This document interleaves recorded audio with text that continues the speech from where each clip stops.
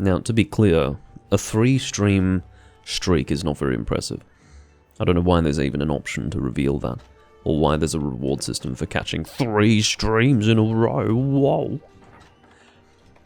Incredible. Might have to send you a framed certificate for having caught 3 streams in a row. I'm going to do an introduction now. Hello everyone and welcome back to Doomlink's Life Hunt. It is the... what is it? The 261st part. And we are here in Monster Hunter 4 Ultimate. We may play 3 Ultimate at some point in the future in this recording, but for now, I am content to hunt with these people. In Monster Hunter 4 Ultimate, we are doing a double Tetsukabra quest. Unfortunately, despite the high rank of myself and 2 others in the room, we are at this stage limited to G1 quests, because that is what the quest host at this stage is doing. That is the rank he is at.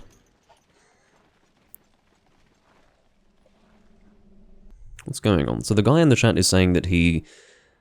well, I think he wants to do some guild quests, but that doesn't make any sense to me, because why would we exclude the 4th hunter? If you're that desperate to do guild quests, go somewhere else, in my opinion. Like, don't exclude another G-rank person. I think it makes more sense to help them. But I suppose if you're that intent on building your character in the end game of Monster Hunter 4 Ultimate, then maybe you would be willing to exclude a G-rank person from your hunts. Just to build up your character further. In my opinion, there's no point. In my personal opinion, if you are hunting at G-rank level, that should be sufficient. Like, you shouldn't need anything more than that to have fun in this game. But that's just me.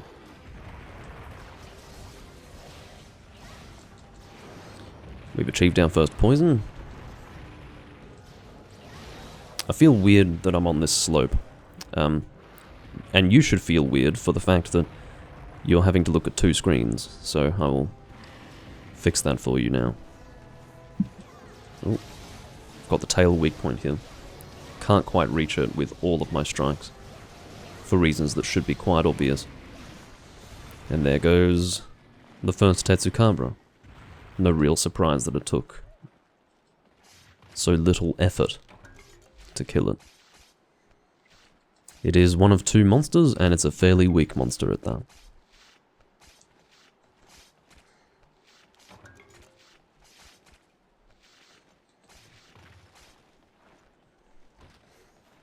Seems that Proc is soloing that one and is almost dead, and by that one I mean the second one.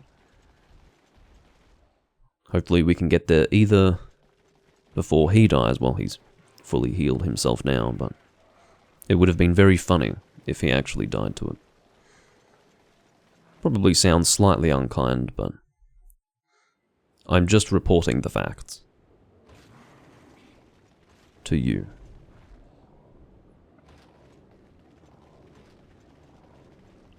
I don't really... well, I was about to say that I don't really like the appearance of this armor set that I'm using, but I don't like the appearance of any of my mixed sets, to be honest. We've been over this before. Some of my ugliest sets that I've made in Monster Hunter were made on this character. And yeah, this one just looks like a bug. Obviously this Rhinopolis doesn't approve of it either. That death scene interrupted my beating of this Rhinopolis. But yeah, I look like some kind of stupid bug creature with wings. It's really absurd looking.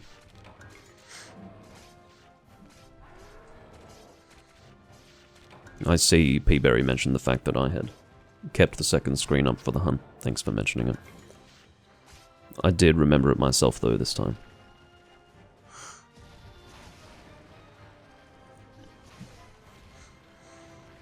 As you can see, Lord Jaggi is actually using a greatsword that is from a monster that's not in this game. That's one of the interesting features of Monster Hunter 4 Ultimate. You can actually trade for monster materials from monsters that aren't in this game. For example, there are several Monster Hunter 3 Ultimate monsters, such as Ivory Lagiacruz, Abyssal Lagiacruz. You've got Plesioth as well, which you can't normally find in this game. You've got Amatsu Magatsuchi, so many monsters. This was actually the first game that revealed that the translation for Amatsu Magatsuchi in English would be Amatsu. But anyway. I assumed at that time that it was just a shortening for purposes relating to the materials. You know, you don't want a super long name for the materials. So I thought they were shortening it there. But no, it turned out that the actual monster was just going to be called Amatsu. It's like Yamatsukami just being called Yama, which is ridiculous. And I find it to be similarly ridiculous that they just called the monster Amatsu.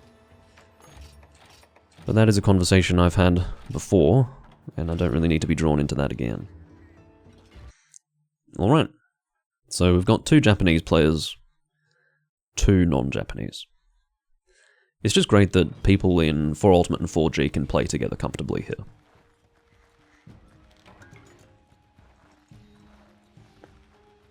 Gotta love how the 2 Japanese players move almost exactly the same.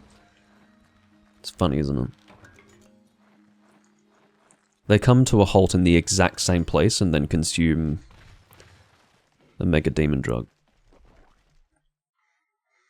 Or maybe a Might Seed, I don't know. You'll notice I never do that. It's because I'm fucking lazy. Ugh.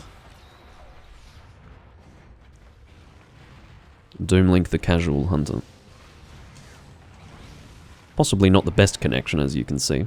I hope that was just a small spike.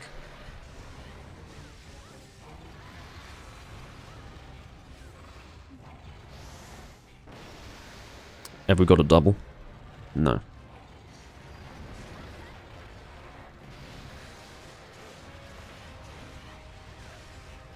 Should be doing my draw attacks, that's right.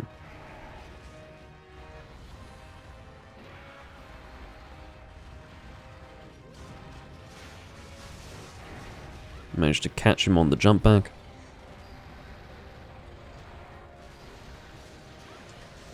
Level 2 will suffice.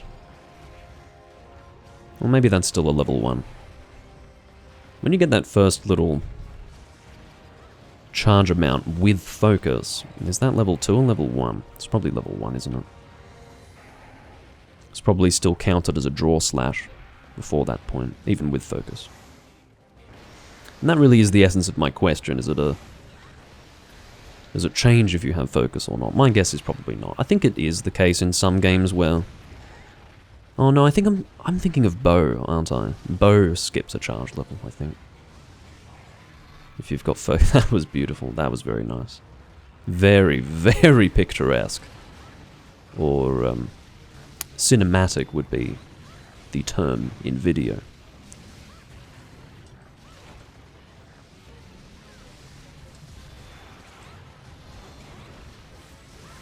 Very cinematic.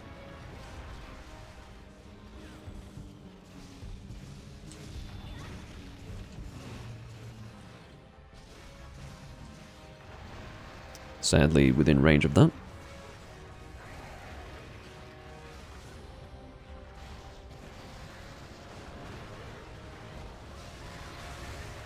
There we go. I'm actually going to do 2 critical draw attacks here because I was actually expecting another paralysis potentially, but instead we've got a dead monster.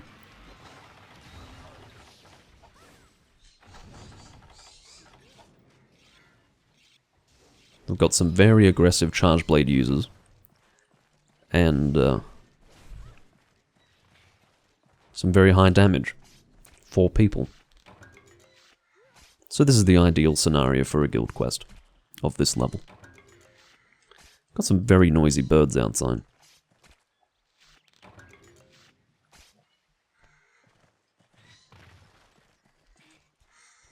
Like literally the door to the balcony is 2 rooms away. And those birds are so fucking loud I think you might be able to hear them in my microphone. I'll shut the door if it's necessary, but I just like a bit of fucking airflow. Oh, shut the hell up.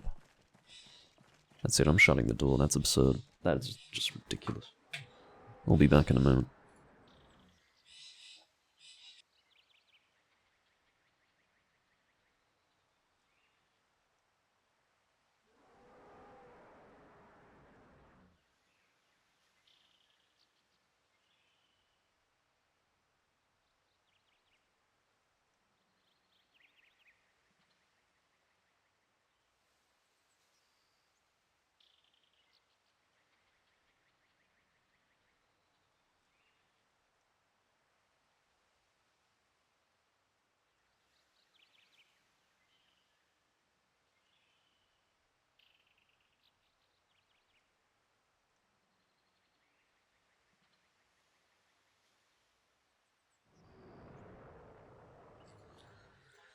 And I'm back.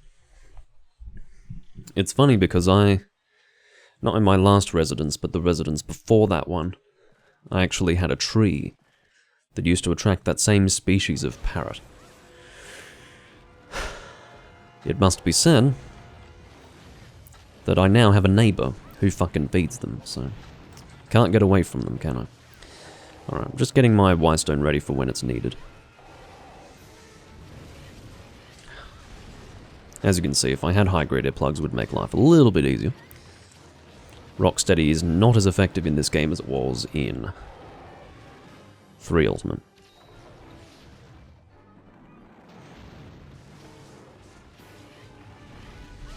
This Devil Joe is much larger than the other one. Sheathing. Quick Sheath would be nice as well. That's what the Harmain loadout uses.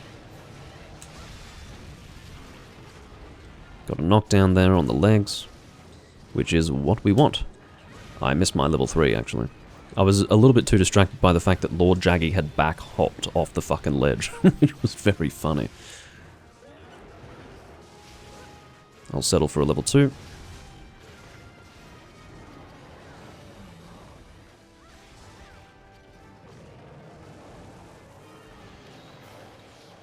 Just out of range of that.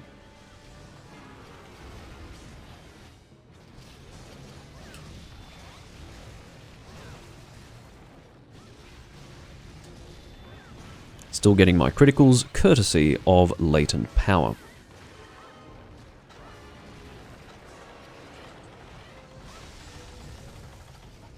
Cycling through my whetstones in a most ridiculous fashion.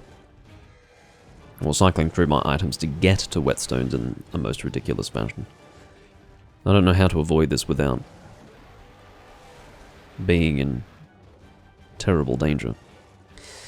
Just stop this fucking attack, Devil Joe. It's annoying. I need to sharpen and use a Wystone. So behave yourself. Yeah, it is some pretty beautiful hit lag on that chest.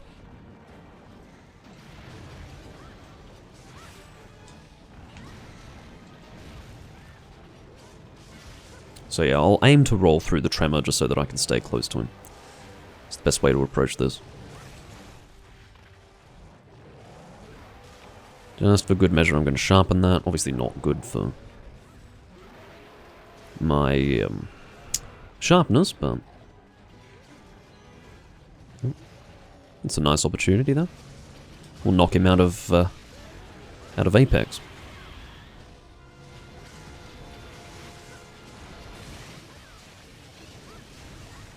Ooh, very good. There's our KO. I'll settle for the big red bulging palm.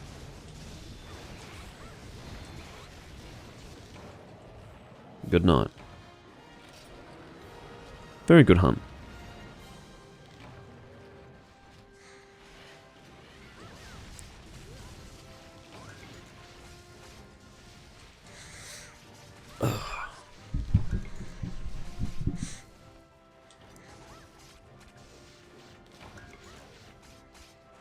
I don't particularly need Devil Joe materials, but far be it from me to walk away from an opportunity to carve a monster.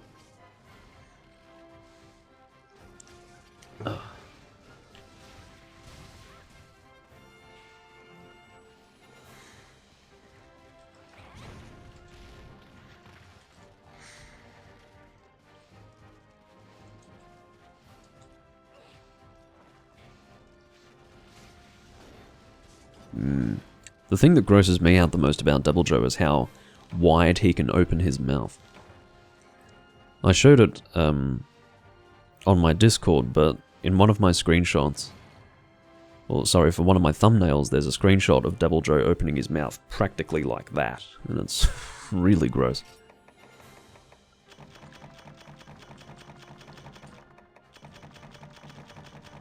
But yeah, I hadn't really noticed that he could do that. But seeing how far his skin stretches back for his jaw does make sense. Dragon Seal. That looks like a decent greatsword, provided I have Awaken. Some people would just completely dismiss any relic weapon that required Awaken, but I'm not one of those people. Because I'm crazy. It's because I'm an Awaken kind of guy. Not for everyone, but it is for me.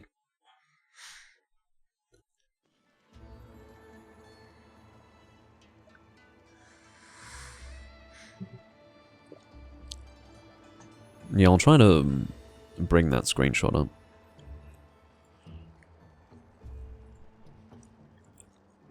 It was in Monster Hunter Tri, actually.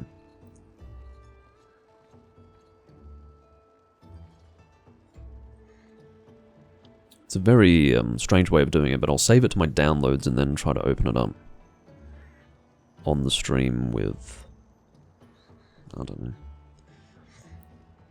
What is it? Image? Yeah. Image. Browse. This thing. Isn't that the most terrifying thing you've ever fucking seen? It's not just the mouth, it's the fucking saliva covering my hunter. Green saliva, just... Ugh, my god. I do realize it's covering me right now, but I think I would be in the way. Oh, how about that? That was the hunt where I was hunting with Zord, my son, as he has been canonized. And yeah, that's some fucking gross shit. Never forget.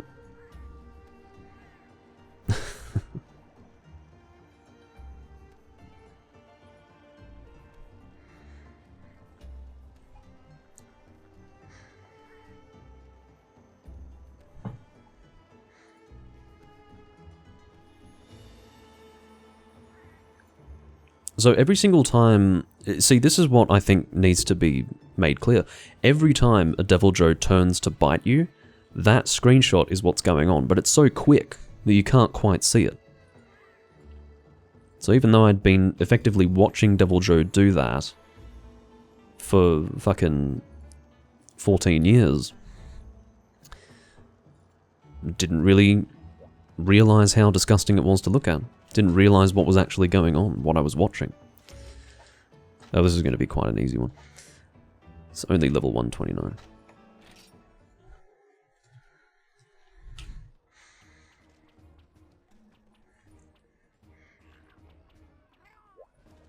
Okay. I'll bring something fun, shall I? Oh, here we go. We've got another disconnect, which is very annoying. So we've got Sleep Dual Blades. That's a lot of fun. I wouldn't mind using Sleep Dual Blades. I like that set. That's a good set. I didn't get to see if it had status crit or not. But I did see that it was using Challenger Plus 2, so status crit would have been a good addition.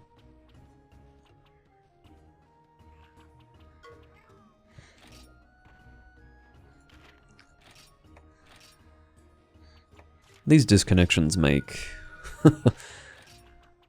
consistent and comfortable hunting very difficult.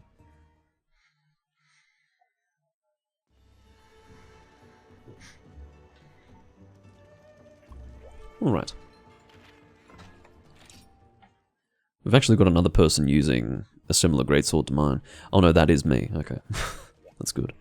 So I think Forrest is going to keep with his Paralysis Charge Blade. I just had a sense that he was one of those HR 999s that sticks to a really specific weapon and only ever uses that. I don't know how people remain entertained by using the same weapon in every confrontation, but that seems to be how he's going to approach it. So, what are the weaknesses? It's Rajang and... Okay, so both of them will be ice. Do you suppose that I've got... Well, I definitely have an Ice Charge Blade, actually. I think I made the Dalda one. Yeah. Very good. It's my turn to use Charge Blade. And to obviously demonstrate my ineptitude with it. I wouldn't say that I'm inept, but comparatively speaking to those other two, yeah, I'm not able to use Charge Blade in the way that they do. Because I basically never guard counter anything. Makes me like a newborn baby compared to them.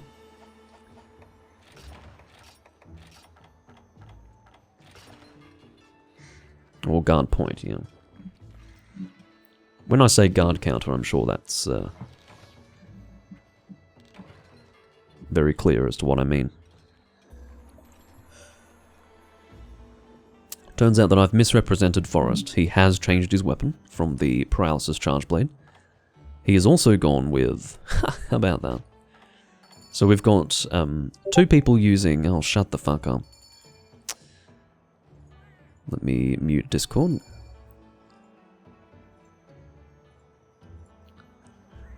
There's actually a rather important direct message, which I will read after the live stream, but anyway. So yeah, we've got 2 Sleep Dual Blades and 2 Charge Blades.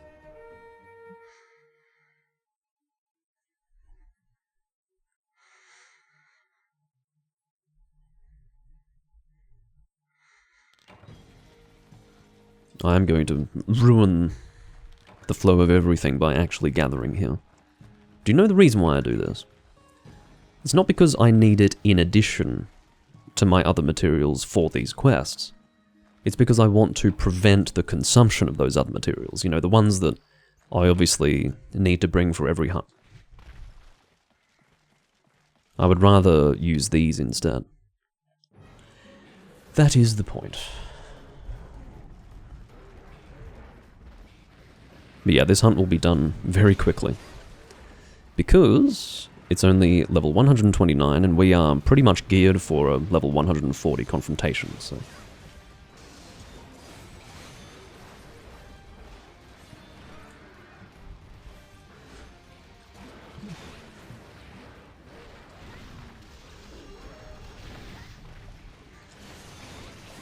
Oh, looks like we've got a frenzy.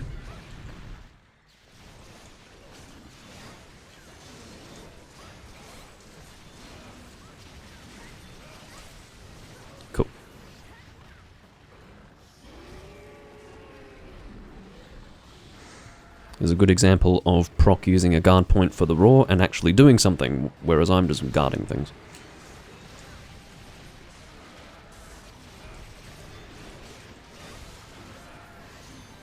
Oh, that's asleep. Oh, it's not. Well, how about that?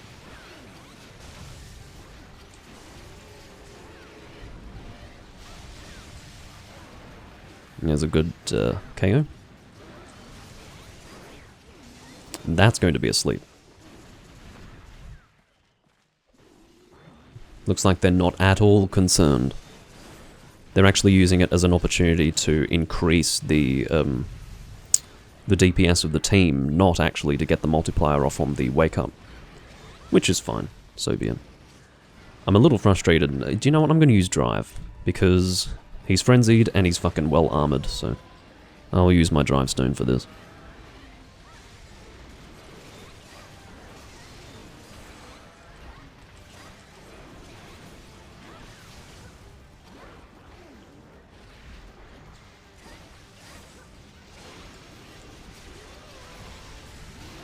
Well, that was stupid.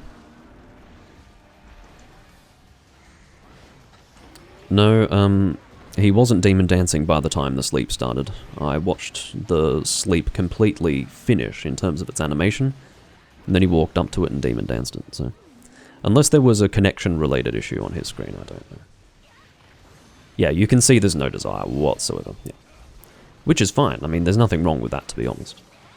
You've got 2 approaches that you can use for sleep. You can either take advantage of the multiplier, or if your sleep procs are frequent enough, you can actually just treat it as like a mini paralysis.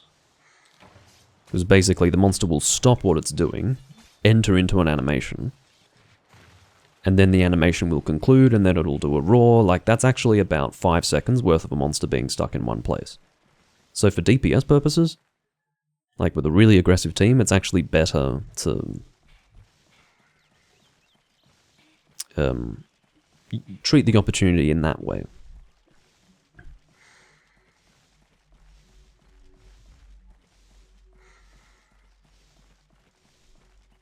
I'm not sure why I didn't carve that time.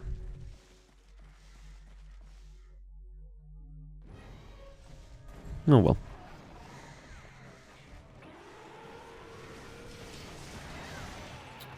I want to use my SAED. Just need to find the right time to do it. I will wait for a knockdown. Or at least for something that I know I won't miss. Such as this.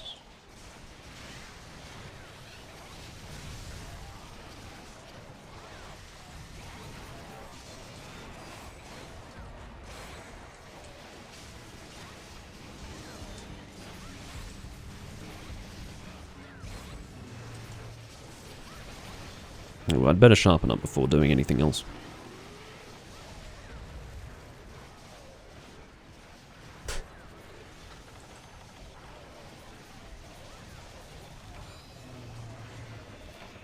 Get out of the way of the roar. Going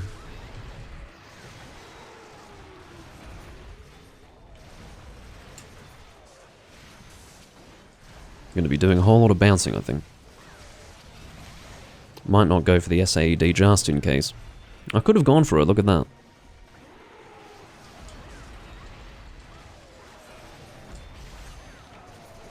Well, good night.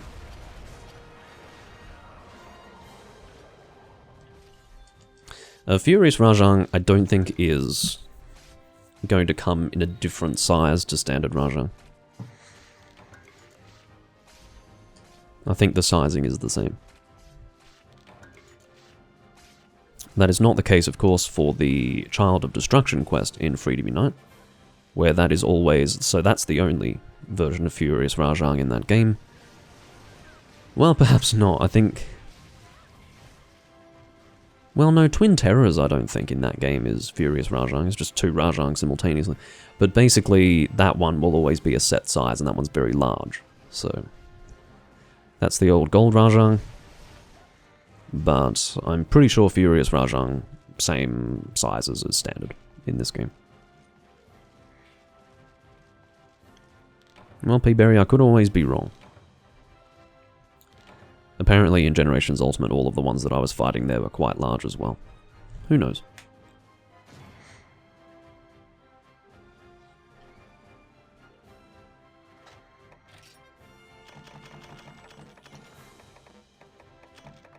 Very plentiful rewards.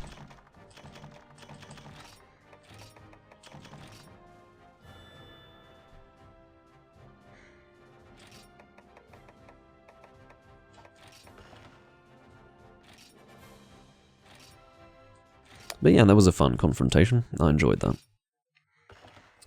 Doing a little bit of Charge Blade.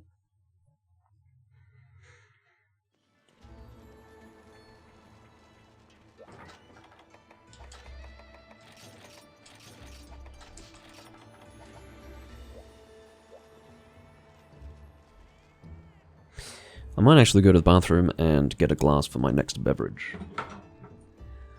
I'll be back soon. Lord Jaggy is going damage, Proc is going damage, and 2 support. That works for me. And besides, it's not like Forrest isn't doing any damage. He's still got pretty high damage despite his paralysis value. I suppose it's just bad habits, really. Or it is a bad habit in my case to see paralysis damage on a weapon and then assume that there's some sort of balancing involved that curtails the raw damage output based on that paralysis. But no, it's a relic weapon that he's using, so there is no real balance to the weapon. So I shouldn't really call that a support loadout.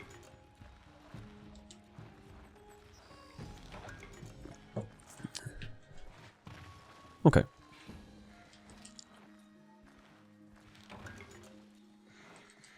I might use a ration immediately.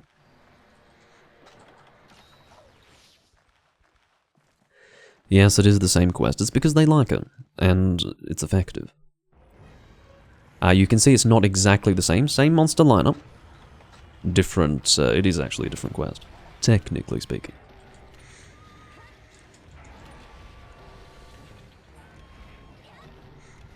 The sooner I get the attack song out, the better.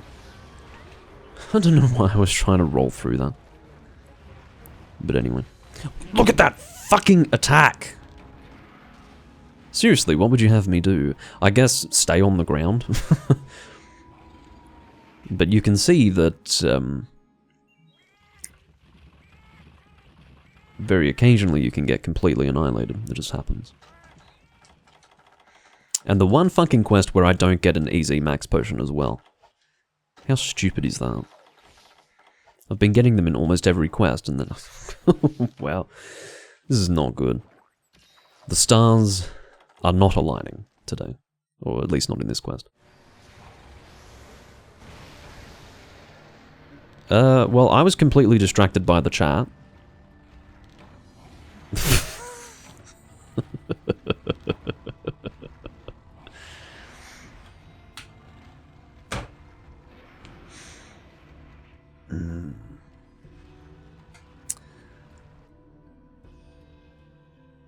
Yeah, that was like the worst quest ever. Forrest is laughing in Japanese. In other words, he's typing www. And, yeah, I mean, he was screaming at the spawn. Maybe I could have, you know, evaded it if I were actually looking at the damn game. I was reading the chat. So the bottom screen, I will show you where it is. It's not being shown because to show both screens is to essentially detract from the viewing experience. Come on. Seriously, game capture in Citra is so fucking shit. I used to use window capture, right? But it doesn't work anymore. Because OBS updates. I don't know. And now when I use game capture, there is this terrible delay when I activate it. I don't understand it. Remember when the transition used to be fairly seamless? Well, it isn't anymore, and it's not my fucking fault, it's OBS. Anyway, there's your bottom screen. There is no other way. It's not Citra's fault. I'm literally in the middle of explaining why it's not Citra's fault. Anyway, the reason why I'm not including the bottom screen is because it just causes the main game screen to be smaller. And I wouldn't overlay it, because that would be covering important information. So, like, I'm not going to have it on the left side, because I'm there, and I'm not going to have it on the right side, because that's where my items are.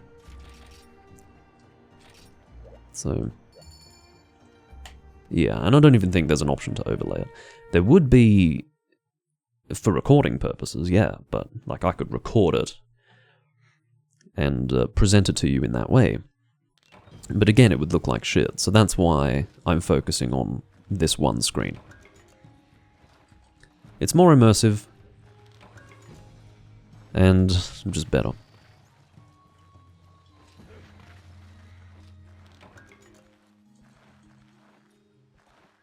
Yeah, really nasty though. And of course, you know, wasted a fucking max potion in the previous confrontation because, I don't know. The game fucking hates me. Let's try that again, shall we? Take 2. Almost got the chance to hit him on the jump back there. Fuck you! He's got this desperate desire to combo me. This Tigrex. Gonna make sure that it's safe to play my damn song this time. Asshole.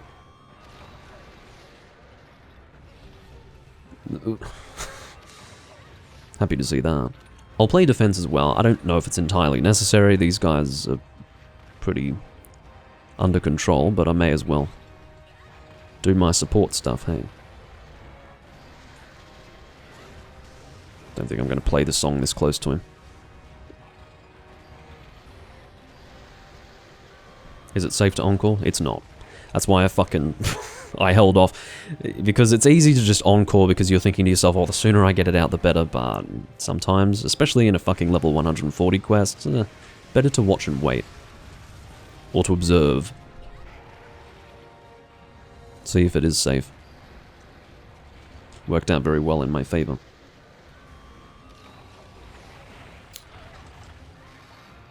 Honestly, woe betide any person who...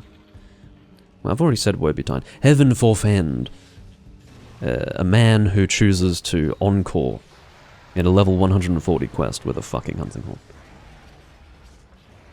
Sorry, I try not to say or reuse phrases or terms in a live stream.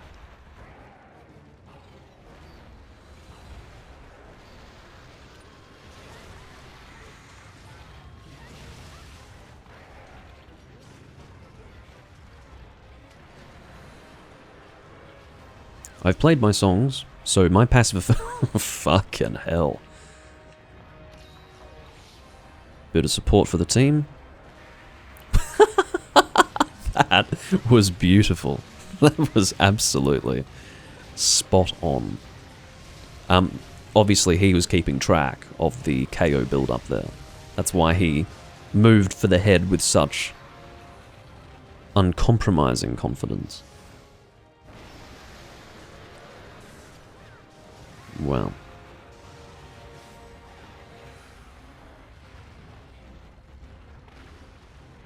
Can't see you, mate. I'm glad you're not going for a third run because you were invisible to me in that moment.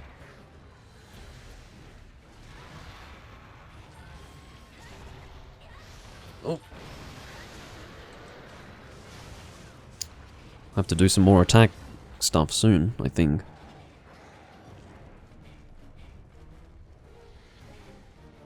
Did he fly off? Yeah, he did. These giant pillars are very distracting. Or obstructive.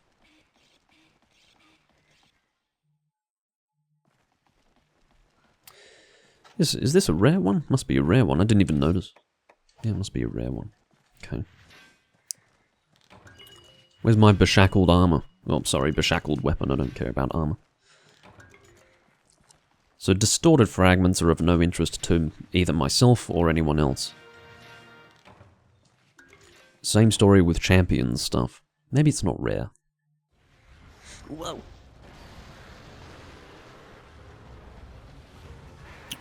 Alright. This guy's about to die. I couldn't even finish the sentence. I may hold off on playing my next attack song until we are in confrontation with the Devil Joe. Now I know you may be thinking that it makes more sense to play the song before we enter in confrontation with the monster, or begin doing battle with the monster, but the reason why I'm waiting until we're in confrontation is so that the full effectiveness of the song, or rather the full duration of the buff, can be taken advantage of. When I'm playing with these fellows, it is worth doing it that way.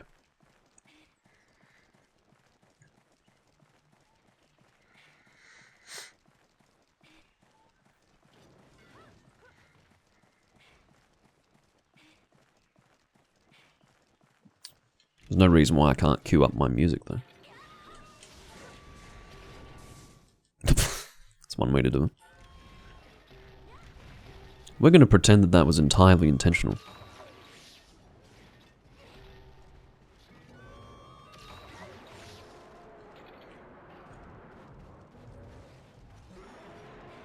I will definitely play my defense song this time. It's more appropriate for an Apex monster. We can all benefit from it, in other words. Ooh. Lord Jaggy's pinned. It's a good opportunity to play my song, though. I knew he'd be coming after me. I wasn't sure if I should position myself down here. Maybe they were happy fighting the monster up there. Are you kidding me? I thought that I'd evaded it, but it turns out that in the case of Devil Joe and his fucking breath, even when it appears as if the breath has disappeared, or perhaps it would be more appropriate to say dissipated in that context, you can still be hit by it. And that sucks.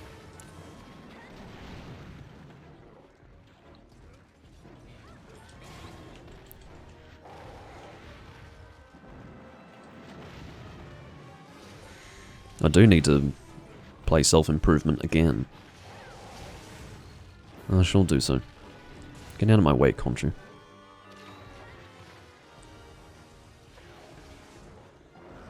It's not called self-improvement anymore, I might add.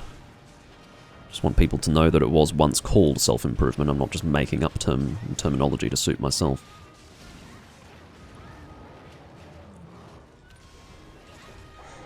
It's basically your player-only use purple song.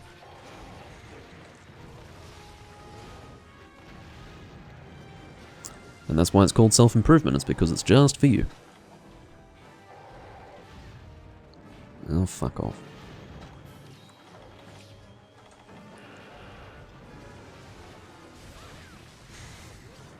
Ah, very good.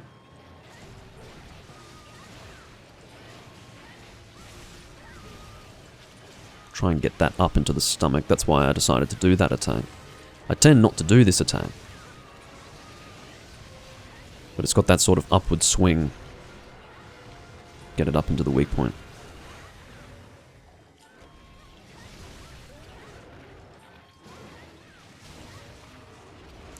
I'm going to pretend that I contributed to that KO. Via lag compensation. Alright, time to play some more damage. Or attack, whatever you want to say, I don't really care. If the meaning is adequately communicated, that's good enough for me. And we got Apex again. This time I will try to contribute. But I would say that indirectly I contributed last time by boosting their damage from the start.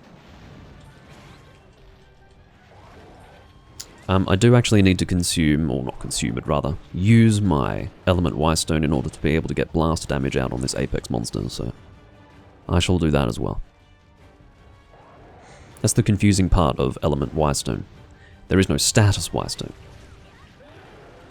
But it is used for both.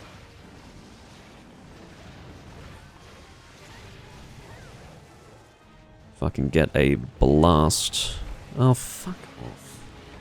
You know, I was moving to the side the entire time. Even rolled at the last minute. Still got hit. Come on. And that's how you approach it. You move to the side to evade it. Really unfair. And stupid, to be honest. At least I've got max potions this time. Don't have rations, though.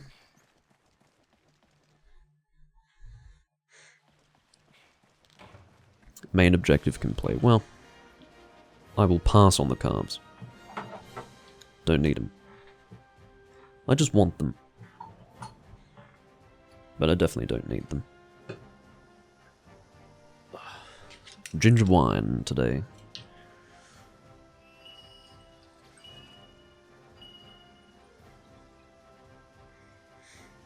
There's actually a very nice chocolate and orange version of this, which I prefer. It sounds very sweet, doesn't it? But it's already quite sweet, so... It's not really piling on the sweetness, it's rather...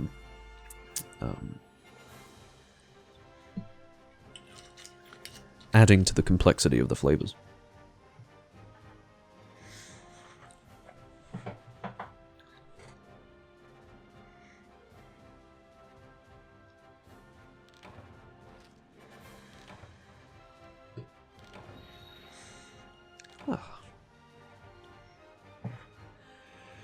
Yes, fortified wines are very much out of fashion.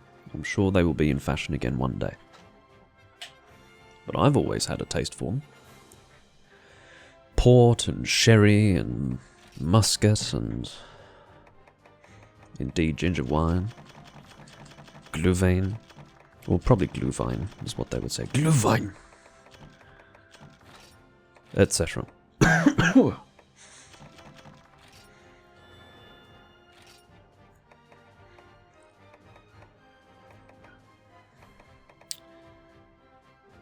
Ew. That's horrific. Just look at that sharpness and that negative affinity. But again, like... It might sound snobbish, but it is true that if you're looking at relic weaponry, just, if it's not rarity 10, don't even bother, to be honest with you. I mean, I did take a rarity 9 one before, but for the most part, rarity 10 is your... That is the guidance that I would offer to you. Just look for something rarity 10 before considering it.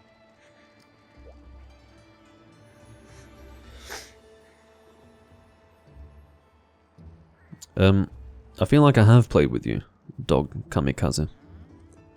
I already have a group of 4, so... Can't play with you right now, but...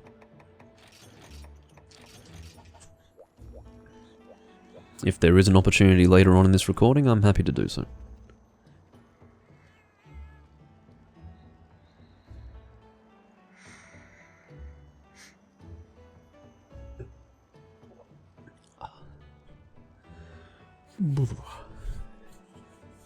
It is awfully cold at the moment. Of course, Southern Hemisphere. You guys will be feeling rather differently, I'm sure. It's funny, it's lonely being in the Southern Hemisphere of the world. Proc. Proc is not just asking if I want to post, he said, please post Draculestia. Okay, I don't really have anything good to post, really.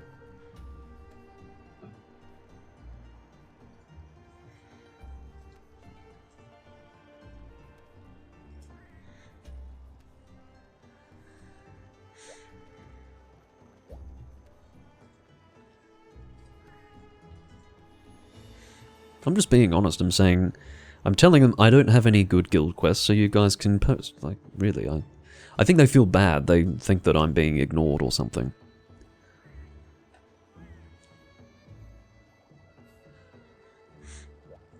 Alright, Proc's gonna post in that case.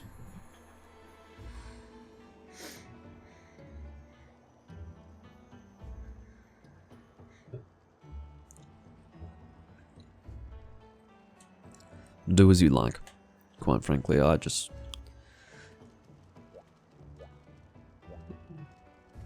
don't have time to level up guild quests. I have some better ones in my list, so if I go into quest pool here. Come on, slow shit. So you'll see that I have some better ones here. I've got, not here, but, you know, so I've got Shaguru Magala. I've got Devil Joe and something else. Don't know what that is. 2 Rajang. Brute Tigrex, etc. Rajang, etc. It's really fucking helpful, etc. Yet, just tell me what they are. Don't be precious.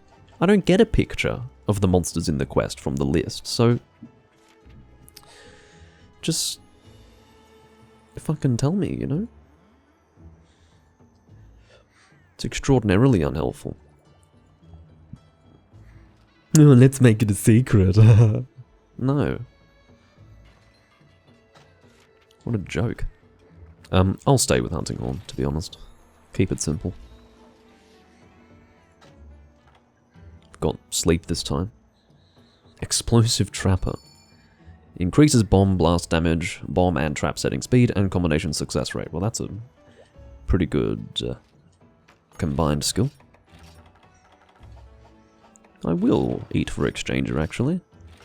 Exchanger hasn't been coming up for me very often in this game.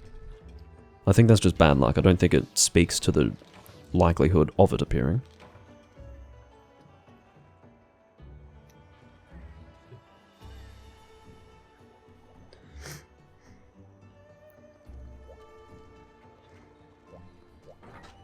Look, I'm just leaving the quests in their hands. I wish they could post other shit. Like, seriously, there are so many permutations when it comes to guild quests that I can't believe we're doing the same one repeatedly. But maybe this is the only one that they've... Surely the Forest guy has a better one than this. Like, he would have several that are quite fun to do and also give very good rewards, but he's just not posting them for some reason. Whatever. I suppose that is my fault at the end of the day. Beggars can't be choosers, as they say, and, you know, I don't have any decent quests, so I'm at the mercy of whatever they want to post. Lord Jaggy has a massive afro. Just thought I would let you all know. Look at the size of it. Apparently we are having to wait 3 minutes for proc. Very well. I made them wait 3 minutes, so now it's his turn. I just felt like he had the opportunity to do that before now. But that's alright. Oh, okay. Off we go. See, that etc. really pisses me off.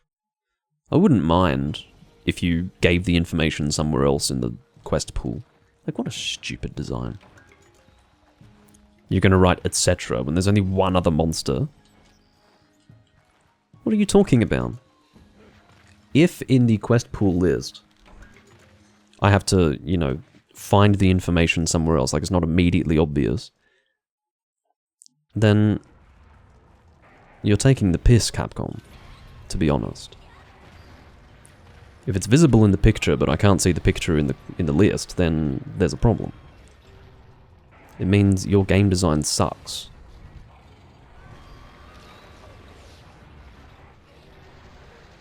I do have moments where I'm very terse with Capcom, but I think it's fucking necessary sometimes.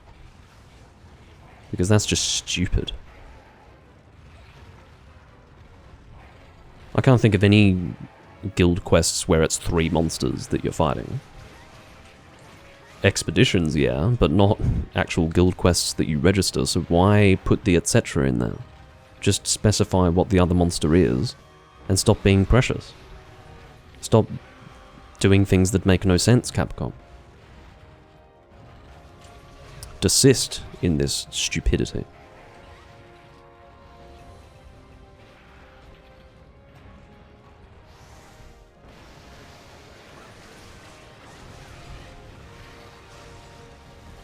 Gonna get in there, contribute to some KO damage.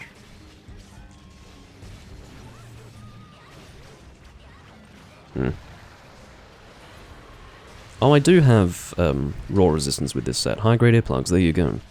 That's very good. It makes sense though, that's usually how I approach things. Well, we had a ping for the sleep this time. A little bit confusing because these guys have been ignoring the sleeps up until this point, but I guess if we've only got one person doing sleep, we do, under those circumstances, want to take advantage of the multiplier. Makes sense, right? Because the sleeps are going to come less frequently, there's only one guy doing them. And, you know, 2 good chances that an SAED can be performed once we do have a sleep. So why not?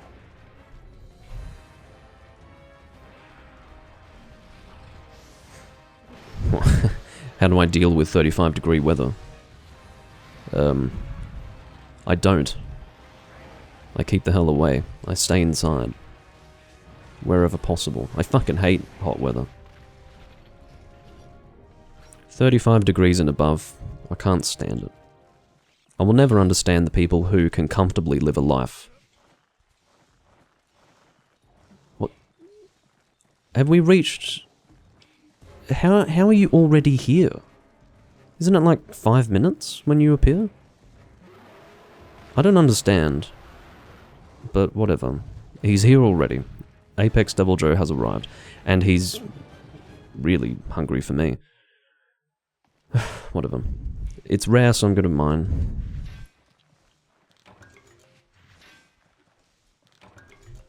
I don't know why these guys aren't mining. Maybe they know something I don't.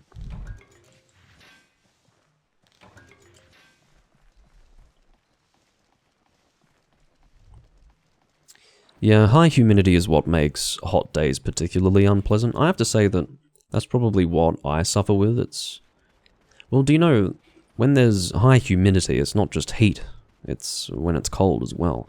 Moisture in the air causes you to feel the temperature more.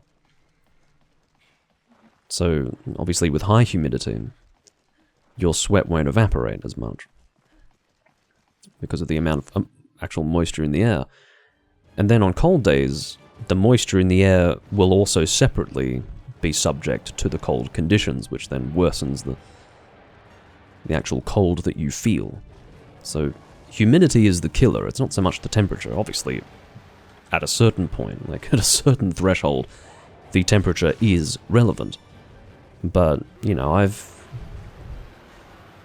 traveled the Middle Eastern desert. I can deal with dry heat, and I actually kind of like it. It feels nice, it's refreshing. You know, when I first experienced proper dry desert heat for the first time, I had a new understanding for what heat actually is. My experience of unpleasant heat has always been humidity related. So, yeah, 35 degrees dry heat is okay. Obviously, direct sun is going to be a killer. Have to be careful of that. That doesn't change. The sun will always be deadly. But even if you find somewhere shaded, in a hot environment and you've got high humidity, it's miserable. You want to live somewhere near the equator? Like Southeast Asia? Fuck that. Those people pretty much have one season, and it's hot and humid. That's it. Oh, and lots of rain. It's disgusting. Like, you would think that the rain would bring relief. It doesn't. Because as soon as it's gone, like, you can almost fucking breathe moisture over there. Like, you breathe in and you can feel the moisture in the air. And you can have, you know, 3 to 5 cold showers in a day to get that fucking sweat off your body. It's just awful. Awful shit. I don't know who the hell would voluntarily live in a country like that.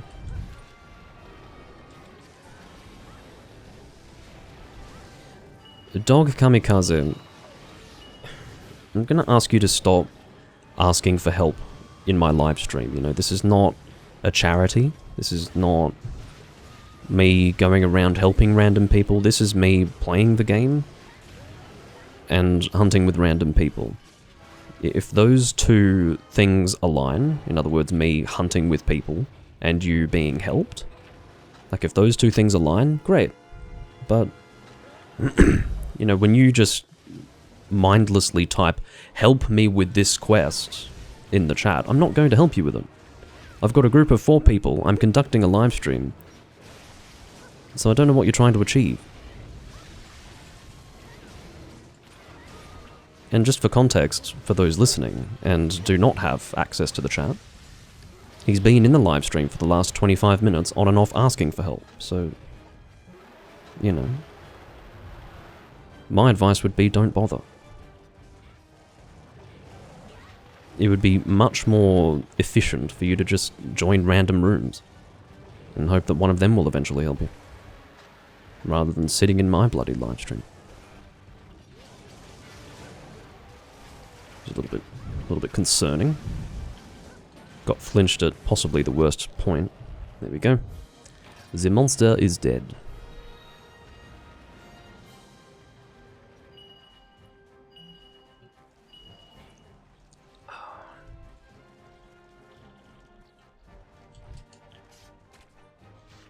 It looks like these guys prefer to go to the rare area when all monsters are killed.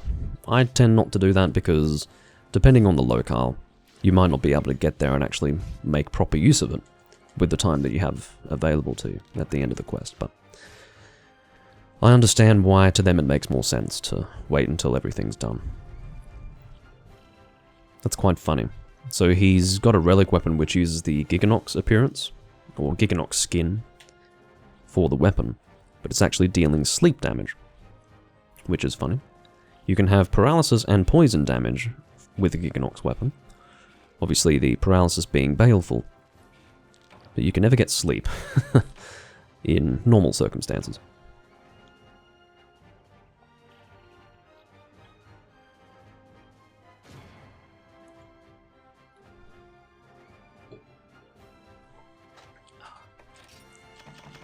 Got some beshackled stuff here, which is indeed what we want.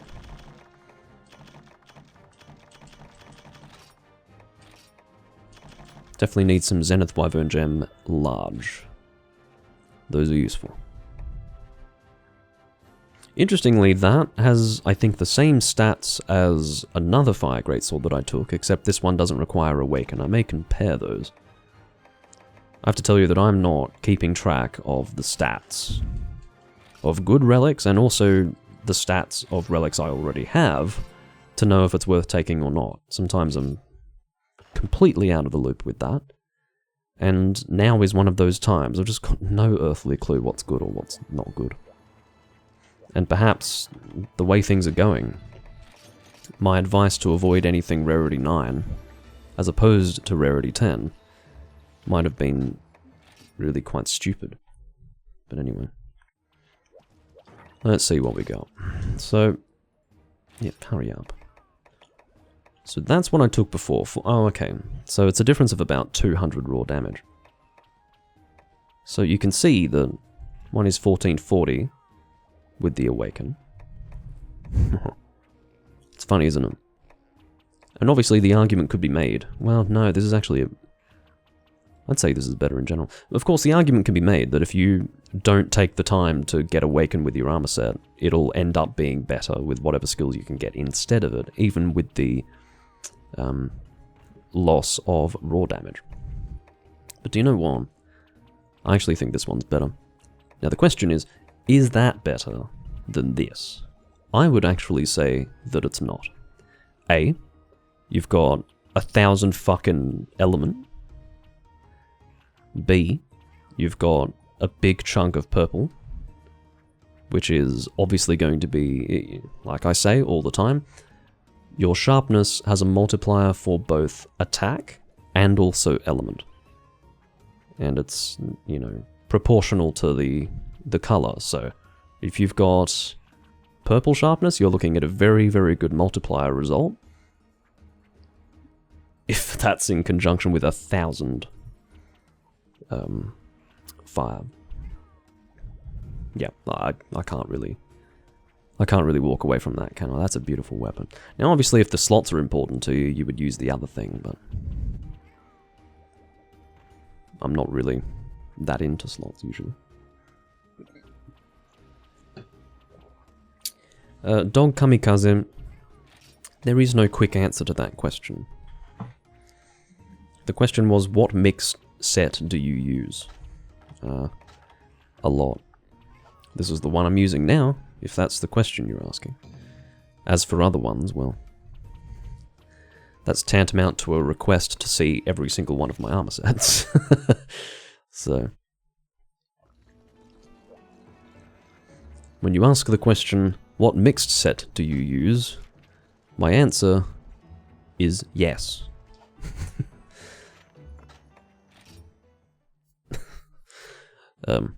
Anyway. We've got a slightly different quest this time, which is welcome. I don't know what I should bring. Obviously, I'm not very attracted to the idea of fighting a fucking Black Diablos. Whether it's some variety or not, it's a monster I don't want to fight, particularly at level 140. So I'm not that excited. I don't know what to bring. Mainly because no matter what I choose, I'm not going to enjoy this fight. Well, what's everyone else using? We've got,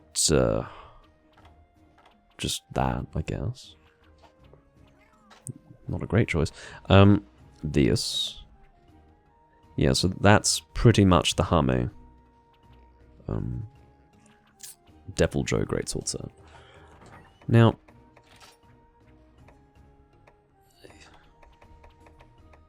how about Lance? And I'll bring, oh, I don't know, something fun. Maybe this. This will do. This will suffice.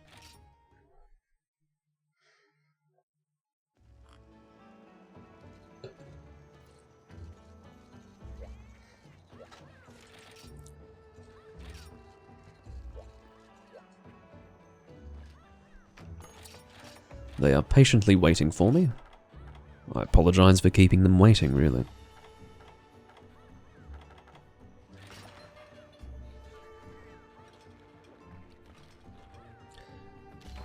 I don't think Pyro increases the damage of Blast, but I must check at this point. It does.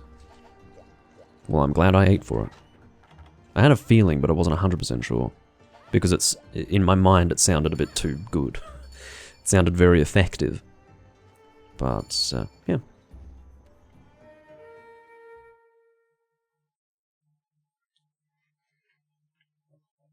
Well, you've been living a Diablos-free life so far for Ultimate. Keep in mind you'll probably also need to fight Monoblos at some point. He's got some good stuff. Whether it's for mixed sets or weapons as well. Particularly white Monoblos. He's very annoying to fight. I hate fighting him. Solo only, of course. Thanks for that, Doomlink. But yeah, it's not a fun fight.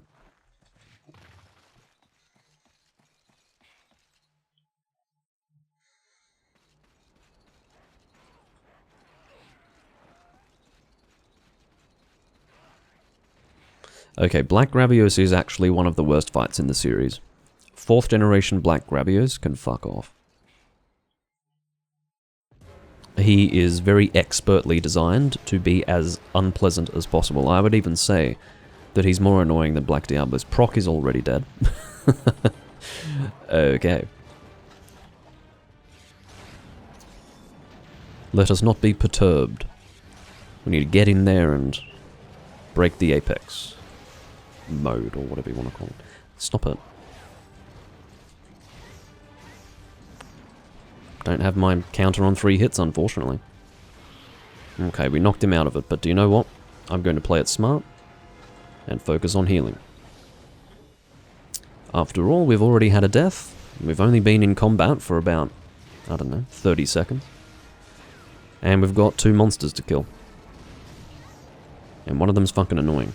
And it's not this one. Some might argue that he's annoying. Of course, I'm feeling the pain of Lance at the moment. Being flinched by my teammates.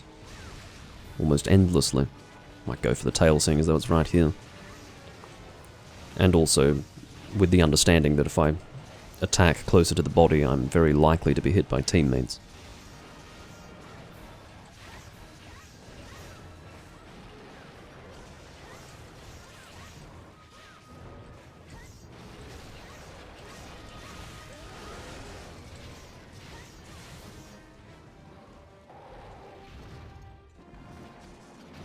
Of course, because I am using a lance, my DPS can be quite high against a level 140 monster, despite the fact that I'm usually quite careful.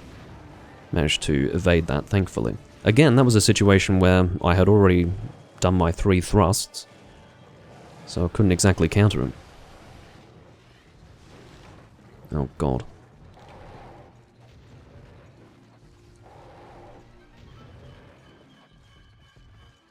Yeah, that is very good tip, P-Berry. Which I must admit, I had forgotten entirely, but I will assume that you are correct. It's also possible that I never knew it, but apparently if you break the back of Gravios, he no longer produces that fire gas. And that was one of the things that really was most annoying about Black Gravios. He does that stupid walking forward attack with his fire gas. It's miserable. I was actually expecting to get flinched by that. I flinched him instead. So I don't know precisely what happened there. I did actually have a counter going out in that moment. I was not completely ignorant of what was about to come. In fact, I wasn't ignorant at all. I was doing a counter. Now, I don't know if the counter was unsuccessful. If it was, I don't know why. If it was successful, then that must mean that the amount of damage that he did through my counter was enough to kill me in 1 hit. Which is fucking nasty. Proc is saying revenge, which means he wants to do it again. Which is fine, I'm happy to do that. Takes 2, same loadout. Just annoyed that I had Pyro lined up, although it is a fixed skill. Let's get it again. It's this one. And this time I have Moxie, which will certainly come in handy. But yeah, that's bullshit. I don't know if the stomping attack is just so unreasonably strong that countering it will still result in death, or if the counter was just unsuccessful. I'm not sure. I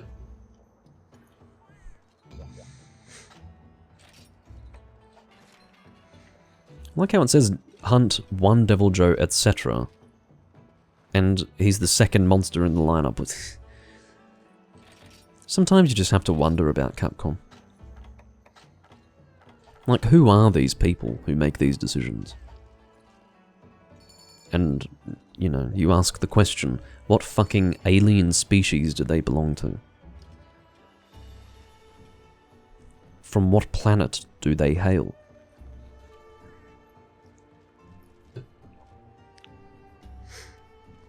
I don't think I was too late, personally. That's why I don't know, right?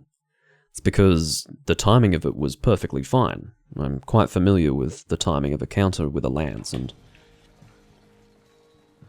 it wasn't just on the line, it was very comfortably within the appropriate timing, so... In other words, if it were too late, that would be inconsistent with every experience I've had thus far with the lance, so... there's another possibility, and that is that the angle of my counter was not enough to guard the actual source of the damage, or the source of the attack. So, if the attack appeared to my left side and I was pointing at an angle away from it, or at an angle that was not quite on target enough, then maybe it got around my shield. I'd say that's actually more likely. And that is indeed probably what happened. I think it just went around my shield. Which is annoying.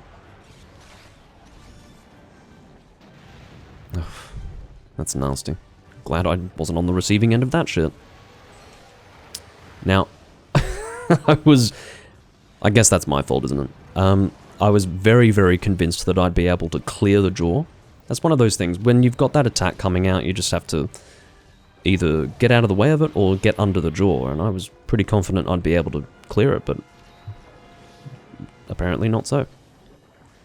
And based on that experience, I think that that's a different hitbox in this game to 3rd gen. I think in 3rd gen that is a much more forgiving hitbox. Which is to say that if I get under the face, it won't hit me, but in this game, under the face can still hit you. It's an intentionally unforgiving hitbox. Which I don't like. I don't like hitboxes becoming wider with new iterations. I don't mind them staying the same or becoming smaller, but getting bigger, that's bullshit.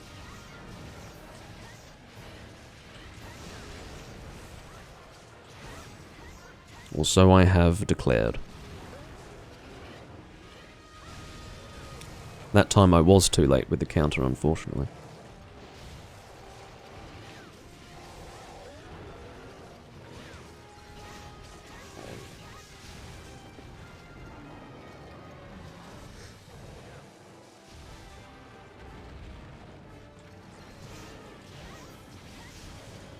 Once again, lovely hit lag in the stomach.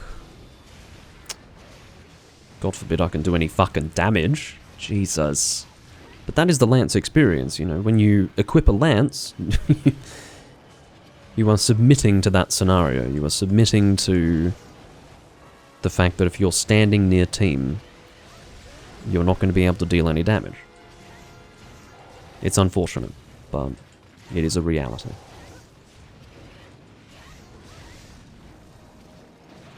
So, that time I was just doing the wrong thing with my analog stick to turn myself in the direction of the attack. I'm not going to pretend that that shouldn't have gotten around my shield.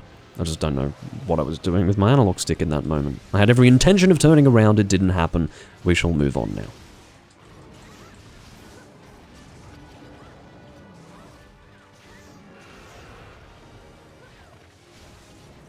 Oh, fuck off. No, it's not your fault, but Jesus. Nothing more annoying than being in flow when you're in combat and then just You're on your hands and knees because of a teammate. I will reiterate, it is not their fault. I'm just using a weapon type where that's how it has to be.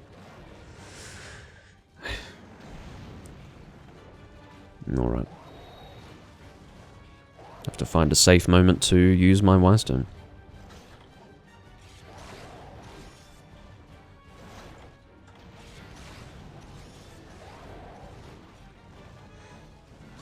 Oh, fuck.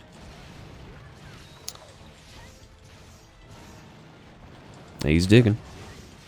Extremely annoying, because we've used our Wirestones and now we're having to chase him. That's why I hate Wirestones and the fact that they have limited effectiveness.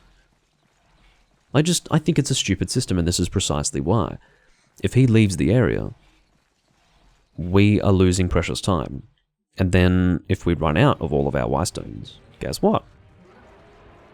We have to then stand around and wait for them to recharge, while being largely unable to deal damage to the monster. It's fucking it's such a ill-considered system. Great in concept, and I want to smack people when I say that I have a problem with Apex monsters. Because they say, oh, what do you mean? They're fine. It's like, well, yes, the monsters themselves are fine. It is the Wirestone system that is so problematic.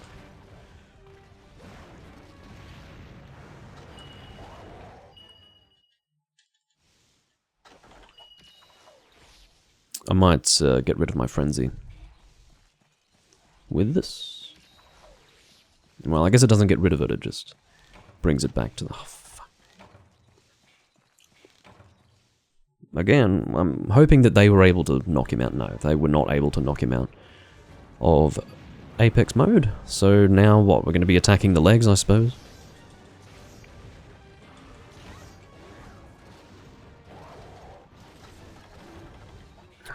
Need to try and sharpen fast enough to be able to contribute.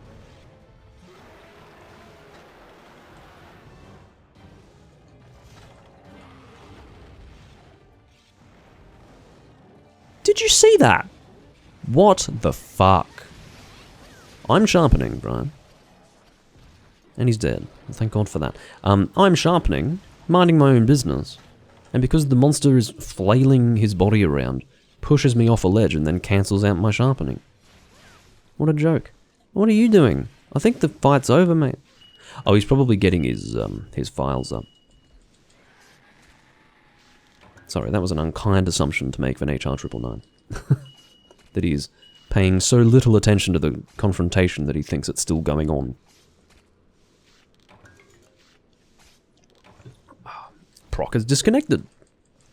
Great timing. Oh well. Displeasing as it might be,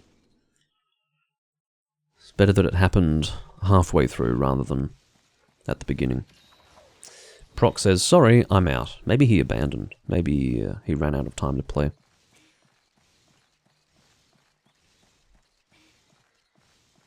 I genuinely did think, P-Berry, that you were Naga Kuka when you said that.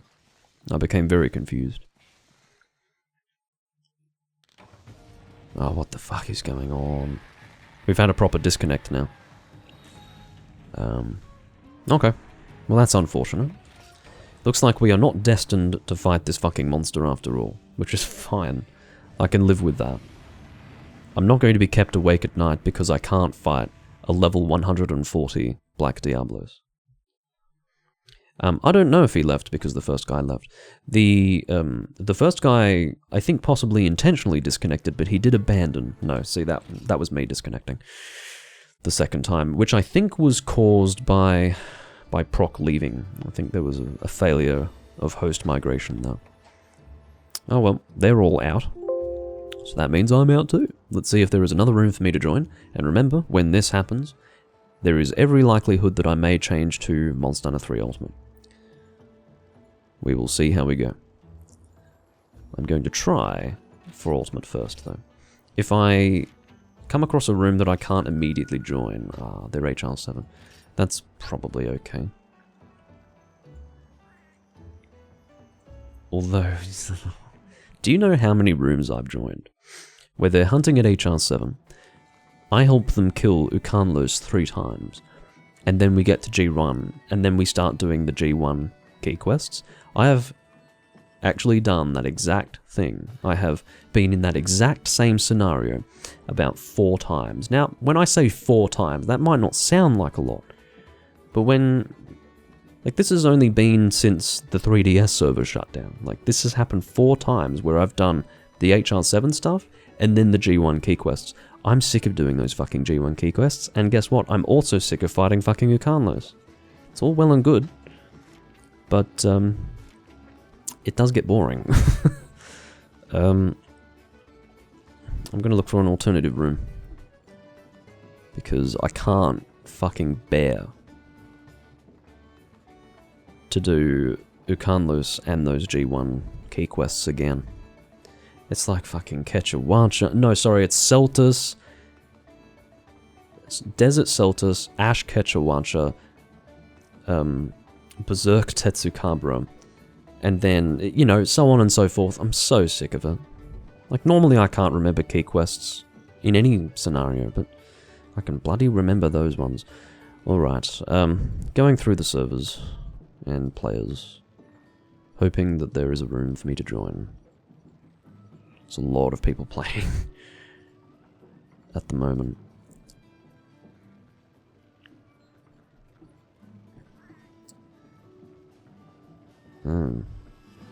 Well, we do have a room for 3 ultimate. Look, I'll try to stay in 4 ultimate because it's just easier. If all my options have been exhausted for... Yes, I know. If all my options have been exhausted for 4 ultimate, I'll go to 3 ultimate at that point.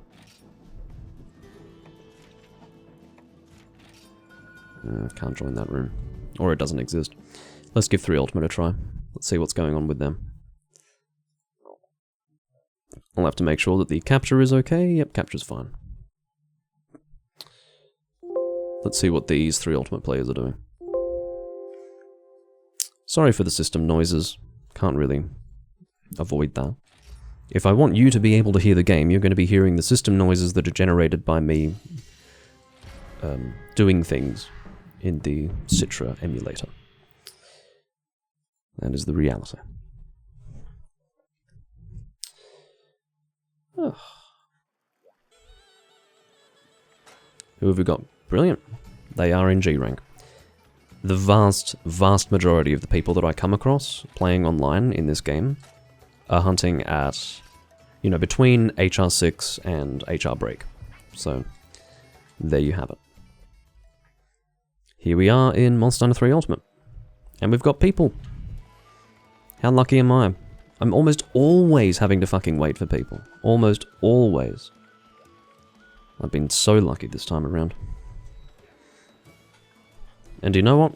It's happened at the time, or in the moment that it counts, and that's when I'm actually playing live with people.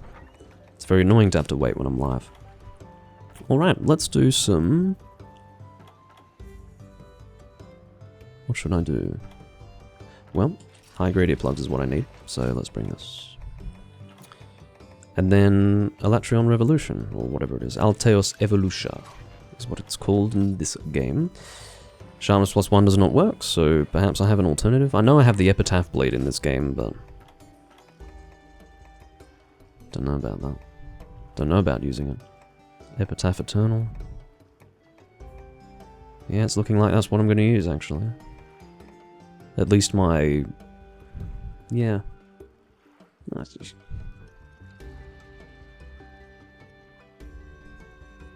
I'm looking at these stats, and even if my Sharpness plus 1 is wasted, I feel like I almost can't use Epitaph Eternal. Alright, we'll stick with this.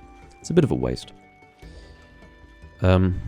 These guys actually appreciate the fact that I've joined the room, which is nice. It means they're not going to depart without me. Again, very welcome, considering that I'm live.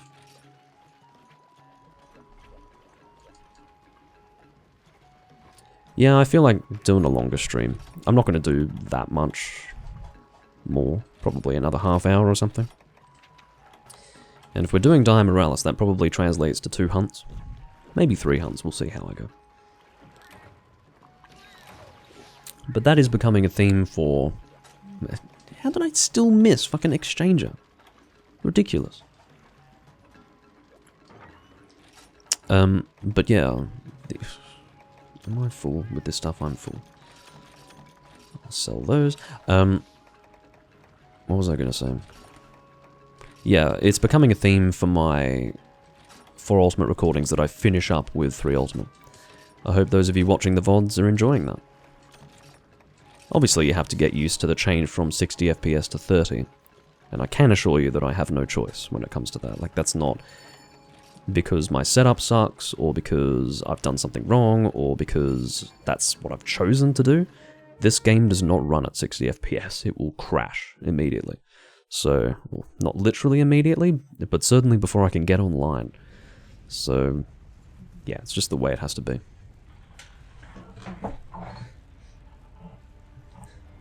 So this is going to be the HR7 person, Le Mans. That's going to be his urgent quest. So we're doing it for him now. I've had the privilege of being able to help so many people go through this game since the server shut down. It's all G-rank, folks. I'm basically the only HR broken person that I come across, or at least someone who's HR broken for a long time. Almost no one has come over from the Wii U servers. And I say almost no one because surely there must be people, but I've never encountered any, which is a shame, but it is what it is.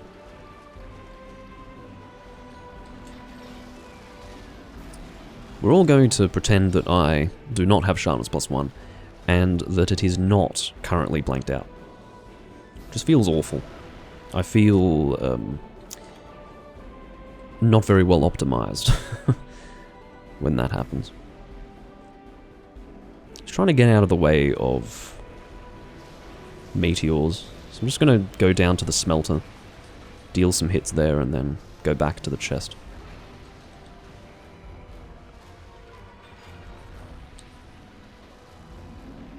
So for those of you who get my notifications on my server, you will have noticed that I did the notification as going live in Monstander. This is why.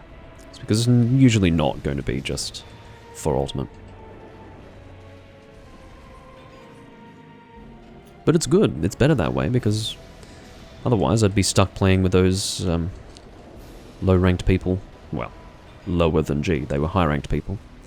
In Monster Hunter 4 Ultimate, I'd say this is better. Going on to hunt a fucking Diamorales with these guys.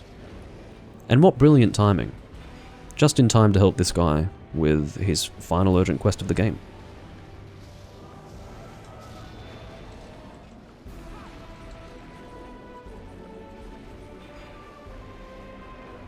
And I consider it a privilege. It means you're sort of part of a person's experience while they're going through the game. You know, a key moment in the time that they spend playing the game is something that you are a part of and are contributing to. So I do consider that to be a privilege. I enjoy it. Now, if I had already done this 1,000 times, you can see that's after having ranted about having to do so many Ukanlos urgent quests. Yes, there are circumstances in which it stops being a fucking privilege. One such circumstance would be if I've done it 1,000 times. But, or done it many times recently. Which is definitely what was happening with the 4 Ultimate stuff.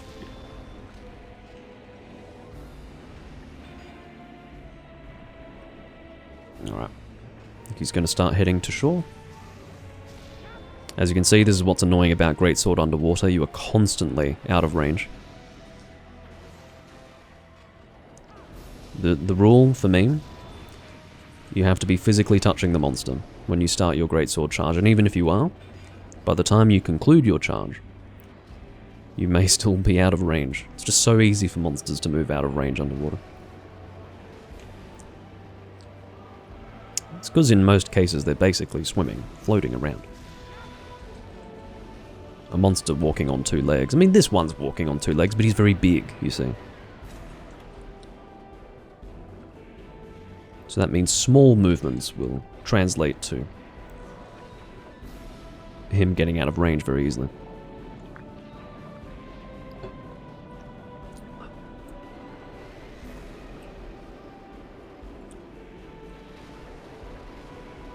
Just making sure everything is fine with the recording.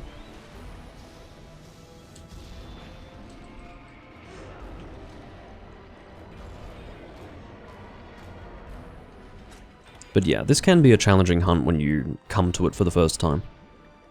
I was playing with a guy who was quite disappointed by the fight. He was like, oh, this fight's so easy. I was expecting something more. I don't know, I didn't feel that way about it. When I was learning the fight, I was getting hit by some extremely damaging attacks and I was dying. Back when the game came out. And I was doing this for the first time, so I don't know, I guess he was just playing very carefully or already knew how to fight the monster, I don't know, but with the defense that he had, I can't really trust that his comment is legitimate for the monster being really easy. It's not that the monster's really easy. Do I have the Dragonator here? I think I do. No flinch. Very well. It did definitely make contact. He was fucking, like, the Dragonator was inside his body, so... definitely made contact, as you can see. But yeah, no flinch. And no epic music change. But that's alright, the music is already epic.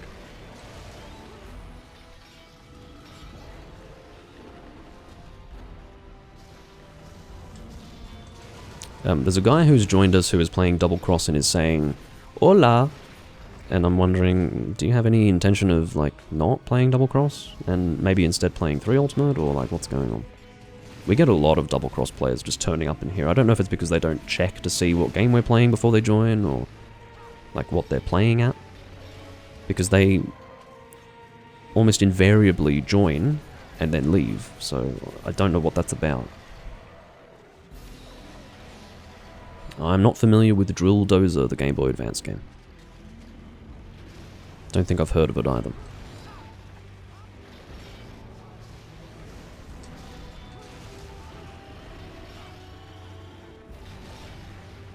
Don't think I actually had the monster make contact with my sword there, which is good. Means I don't have to sharpen up again anytime soon. Do I have Critical Draw? Or do I just have Affinity? I have Affinity, okay. Wasn't too sure. Yeah, I had that, so that guy who was talking about Morales being so easy, he was like, oh, this is just a Fatalis reskin. I'm just like, are you for real? How can you do this fight for the first time and come away saying, that was so easy, that was just a Fatalis reskin? What are you talking about? Yes, he's very similar to Fatalis, but to call him a reskin is a bit unkind.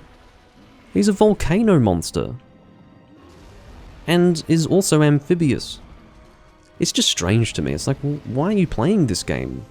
How do you not find that cool, or fun, or interesting? Maybe you should be playing a different series. I don't know, maybe I'm wrong. Maybe people have different ways in which they enjoy the game. Or I guess beauty is also in the eye of the beholder. But, you know. I think this monster's pretty cool, and I think the majority of Monster Hunter players would agree that he's pretty cool. It's also worth saying that a majority of Monster Hunter players have never fought him. So it's a bit sad to see someone who has had the privilege of fighting this monster and comes away from it honestly just being a sad sack about it. Just being like, oh, that sucked. So, I'm sorry.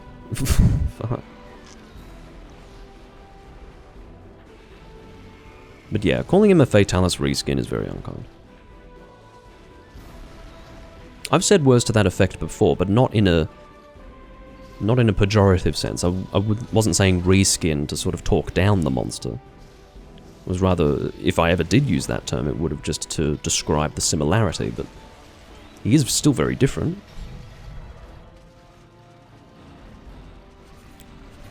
Thinking back to old Random Hunts recordings from 9 years ago, yeah, maybe I would have said that he was a Crimson Fatalis reskin, but I never felt a sense of disappointment when I fought him. I thought it was damn cool that they brought Fatalis into 3rd gen in a certain way.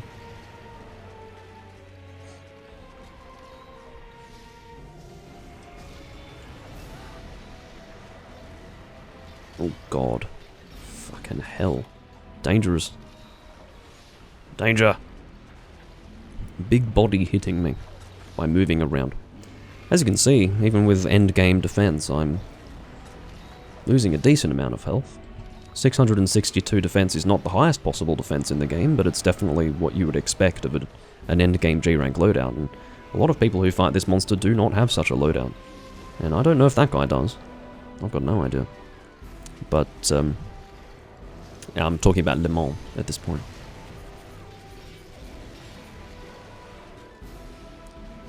And if someone is confused by my pronunciation, that is actually what it is. It's a French word, or place name, or person's name. I'm thinking of the, you know, the races. I don't even know if they still do those, but...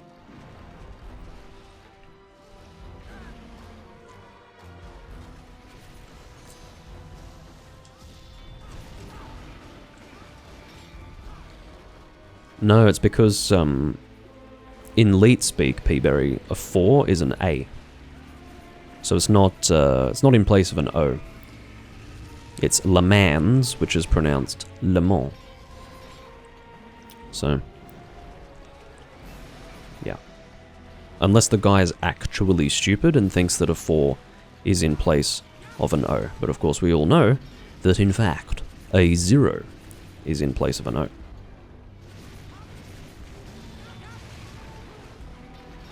Now, who would be confused by that? Hopefully not him.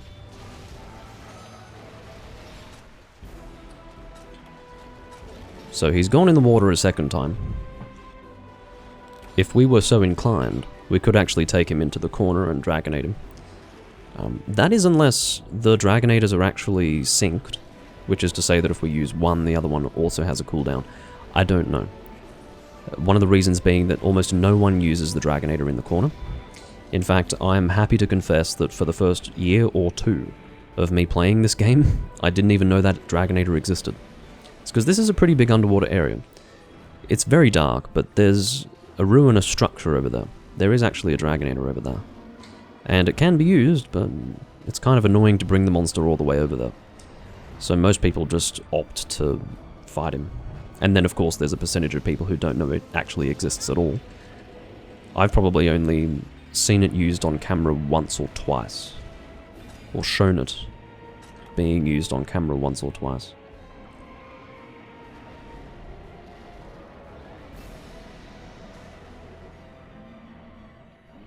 Oh, fuck off. Of course, those wings create a huge width to that attack as far as a hitbox is concerned. Very dangerous.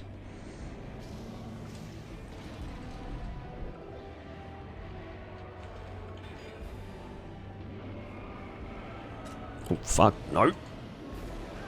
That's a really scary attack, which would kill most people with basic defense. I'm happy to use a max potion for that, otherwise I'm going to start running out of potions and such. How fucking stupid are these double-cross players? I'm sorry, in the time that we have been doing this hunt, we have had 2 people from double-cross join this room and leave it. I don't know how MH3U can be mistaken for MHXX. Okay? So I'll say that to start with, and then second of all, why don't you check to see who's in the room before joining? Because you can do that. It is within the gift of any Citra player to indeed check to see who's in the goddamn room before they join. It's just strange behavior to me. I don't understand it. But it is unique among double-cross players. Maybe double-cross players are a bit thick. Which would make sense. You know, you're more likely to find dopey people playing Portable Third versus Freedom Unite, so... The same can probably be said of double-cross versus 4 Ultimate. It's not exactly... Ah, there you go. There's the Dragonator being used. And you know what? We didn't even draw him over here. He just came over here. I'm going for the head, by the way. Oh no, he's not falling over. Sorry, I thought he was falling over. Yeah, not exactly a scientific analysis what I just regaled you with there. But, it's a theory. And I'd say it's probably true.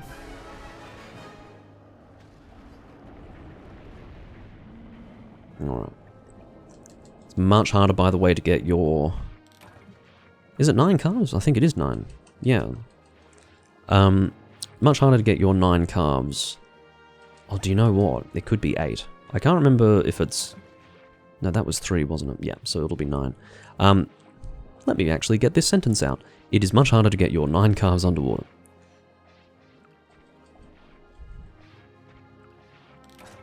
Is he stoked? I didn't read it. Were there messages in the chat? In-game chat? I don't even know if there is an in-game chat.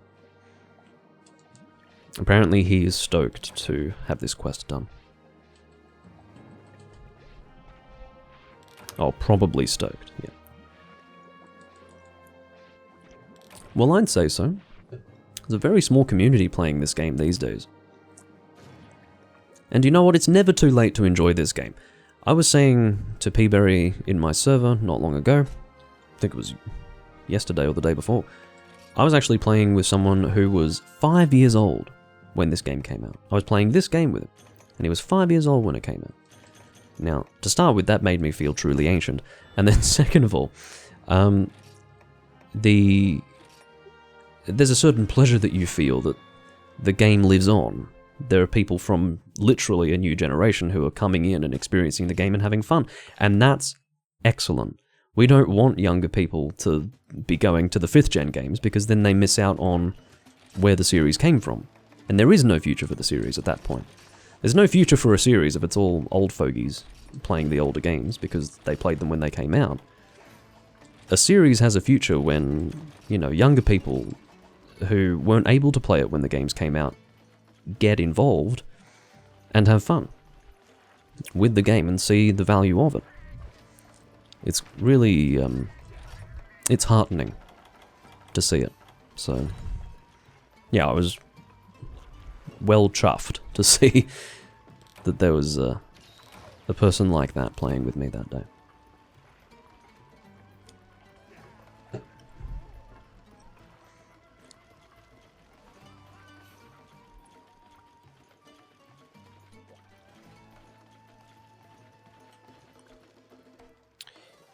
So, Le Mans, and I will show both the top and bottom screen, so I can capture this moment live. He's going to go from HR8. Oh, hurry the fuck up. Oh, I haven't selected... Here we go. He's going to go from HR8 to 32. Captured that on the live stream. That was because he spoke to the Guildmaster and got his HR break. Almost couldn't capture that in time because OBS truly sucks. Like, actually, balls to the wall is, like, breathtakingly shit. Like, it went from being good, and I'm not going to complain about it because it's free, to being, wow, you suck, and I wish I had the chance to pay for something better. But that's just my OBS experience. Just to recap, the reason why I say that is because previously I always used window capture to capture things like Citra, Steam games, you know, things like that. Any game that I'm playing on my system, I would use media capture, and that used to work seamlessly. If I wanted to transition to different scenes, that wasn't an issue at all. It would happen instantaneously. Now that doesn't work. I have to use video game capture, which is a separate type of capturing within OBS, and it is not seamless. You can see this huge delay. Every time I change the screen, you have to sit there waiting like at a black screen for a few seconds before it changes over. Why is it that my experience using OBS is downgraded when I update or upgrade? I hate that shit. Stop breaking things. I just hate the notion that when you update something, it's not a given that the experience is going to improve. I realize some people are cynical when it comes to that. There is always this perception that, whenever they change something, there's always going to be people complaining, but I don't subscribe to that notion, or at the very least, I don't get distracted by it. You know, don't change things for the sake of changing things, and you won't get scenarios where things that work perfectly fine break for no fucking reason. Or break unnecessarily. You know, I'd rather have the thing work than not, just for some, I don't know, insignificant gain in some other area. Anyway, rant over. Fuck OBS. Admittedly, I haven't looked into why it's broken. Maybe there is a solution, but I just hate the fact that I have to go looking for an answer to that. I shouldn't need to. It's been, like, I started live streaming in 2019. I've used the same setup until 2024, which is 5 solid years of using OBS with minimal issues, and then with one update, it fucks up my whole setup. So, why? Why do you do this thing? What was posted on the board? I think it was double Stygian Zenogre. So I will bring Thunder.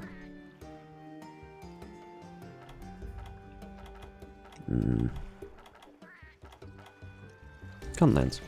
I like that idea. Have I finally made the fucking... No. How has this not happened? You're kidding me.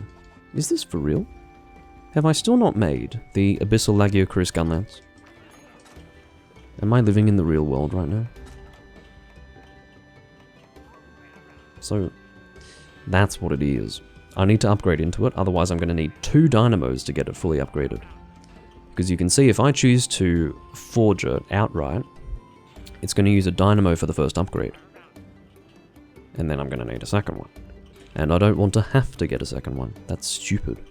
So I have to upgrade into it, in other words, which I've already said. I'm happy to reiterate it just to, you know, have more impact with the statement. Fine. We will use Lightning Works, which is an attractive gun lance. It's just, I've been using it for a long time. I really want to use the Abyssal Lagiocrus gun lance by now. You know, it's been a while. I've only been playing the game for 12 years. Well, 11. Let's not get ahead of ourselves. Yeah, I've only been playing the game for 11 years and still don't have that fucking gun lance. I've got literally every other Abyssal Lagiocrus weapon, just don't have that one. It's very annoying. Okay. I think we're all ready to go. Once they depart, I will go to the bathroom and then come back. I just don't want to hold them up unduly. Or at least more than I would like to. Alright. Started at camp, that worked perfectly. No map even. Alright, I will be back. I will be back momentarily.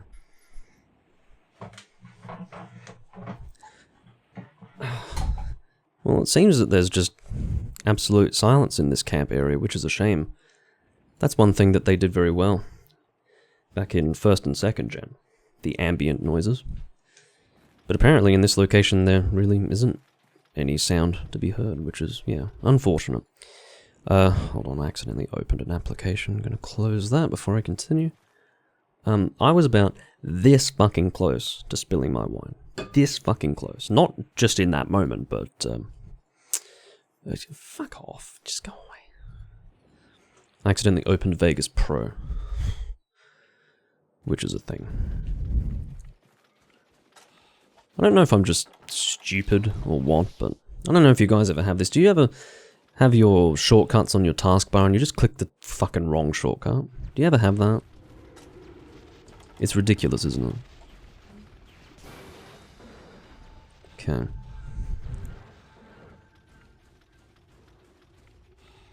Yeah, there is a fishing spot there.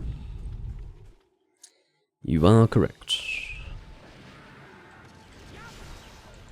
God, this is a... See how fast this monster moves? What you're seeing here was pretty much the first time monsters moved this fucking quickly in the series. In the mainline series, I'm sure there was some Frontier monsters that moved this fast, but the speed that G-rank monsters move at in 3 Ultimate was unique. This was the first G-rank game since Freedom Unite, remember? And one of the changes that they made to G-rank, starting with this game, was that monsters actually got faster in G-rank. It was definitely well discussed in the community. People had different feelings about it. To me, it was obvious, like, it just made sense that it would be done that way. But as you can see, I'm struggling to find an opportunity to even hit the monster. So aggressively quick.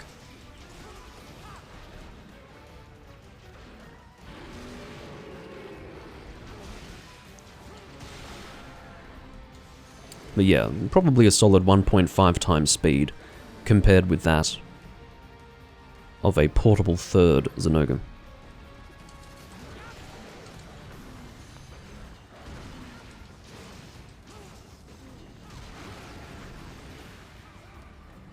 I do need to do my Wyvern Fire, I'm just waiting for an opportunity. This would have been a good one.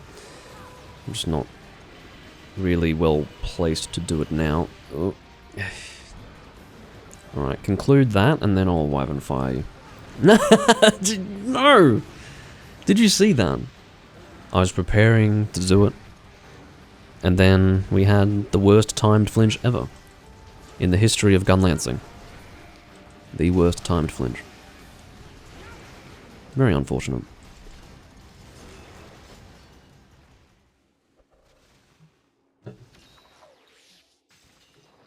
Apparently I'm not the only one who accidentally clicks on the wrong shortcut on the Windows taskbar.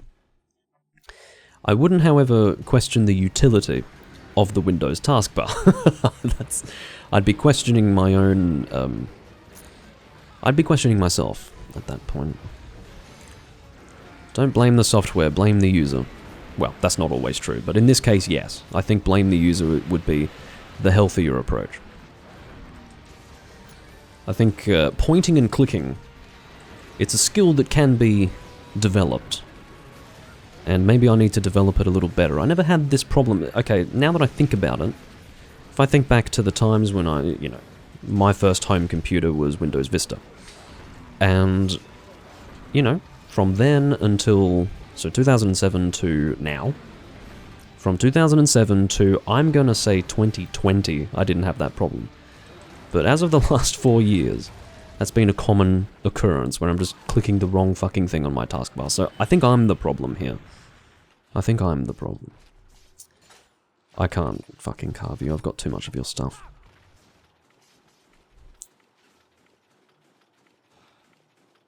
Well, technically my first home computer was a cold PC running Windows 2000. It was either Windows 98 or 2000, I don't know. I used to use that to run disk games and floppy disk as well. By cold computer I mean didn't connect to the internet. So that was my first home computer, which I had in my bedroom. But then I had a fully internet-capable machine in 2007, which was very welcome.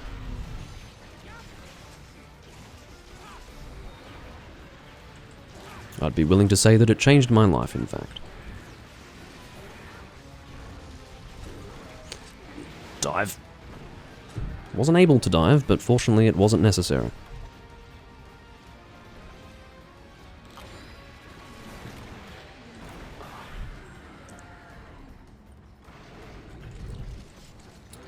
Yeah, my first home computer was actually a custom-built machine by the local computer shop. So I never had a pre-built. I have never had a pre-build. I've always had a custom build. And in 2009, a friend of my mother's was actually upgrading his system, and he gave me his graphics card for free. It was an ATI graphics card. I can't remember the model, but it was top of the line for 2007. So it was 2 years out of date. I'm sure whatever CPU I had was bottlenecking the thing, but, that was pretty cool. Pirating all these PC games and running them smooth as hell on this GPU. It was back in the day when you had those stupid, like those CGI, like video game stickers on your graphics cards. Really silly looking back on it. I didn't question it at the time. I thought, yeah, gaming. Of course, a gaming machine would have video game characters on the components. Why wouldn't they? But anyway. Where are my nullberries? They must be somewhere, but I can tell you that they're not in my inventory. And I think it's ridiculous that they're not. Oh, fuck them off.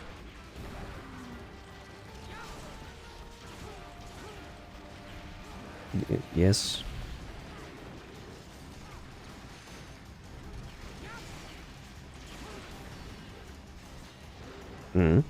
Or not. Apparently not. I was expecting an attack and it didn't come. But no matter what I do at this stage, I do feel completely ineffectual because I'm not dealing elemental damage.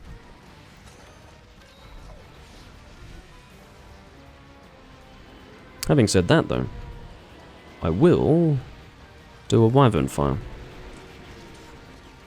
Please don't. Yes.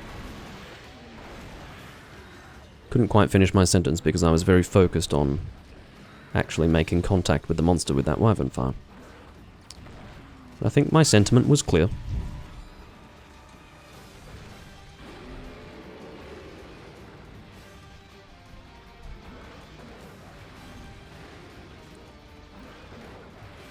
I need to get the differences between wide shelling and long shelling. Write them on a post-it note and stick it on my fucking monitor. I've had enough. I'm still confused. I still don't know which one's better for what. It's because it doesn't make any fucking sense. It's because logically in my mind it could go both ways. Wide and long. As in wyvern fire versus shelling damage. Oh, fuck off. But yeah, just whatever. Oh, guess what? I've got Dragonblight again. Yes, of course, I know normal is. Normal is logical. That's why I don't have an issue with normal.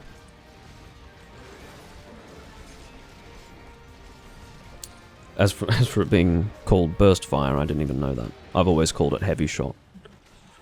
Which I think is better. Burst sounds weird. Burst implies that there are multiple shots, right? Now, it is consuming multiple shots, but there's only one explosion. So calling it burst fire, to me, that's stupid. If that was your term, I'm sorry. But if that's what is officially the term that's used in Monster Hunter, that's stupid. It should be heavy shot or something like that. Because I can understand the meaning as far as consuming multiple shots, but again, if you're looking at one single explosion, there are many more appropriate words. Sorry, I didn't charge that shell because my head very briefly was in 2nd gen Gunlance. There you go, that's what you want. I should be shelling more when I have Dragonblight, so I'm going to start doing that. Just finish your damn charge.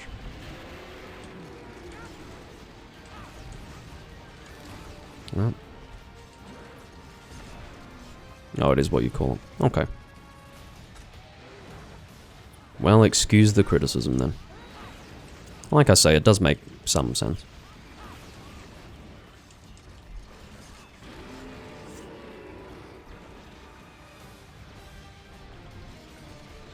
Just remember, it's one thing for you to come up with something, and then it's another proposition entirely for Capcom to come up with something. I'm going to be much more critical of Capcom if I don't think it's, you know, the perfect way of describing something. Oh, Jesus.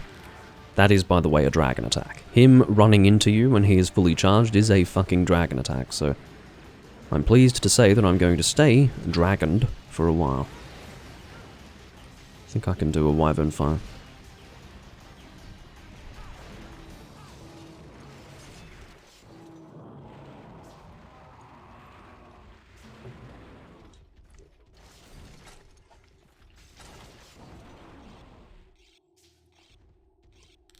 Alrighty. We are almost at the end of this confrontation, thank God. Getting a bit sick of this Dragonblight.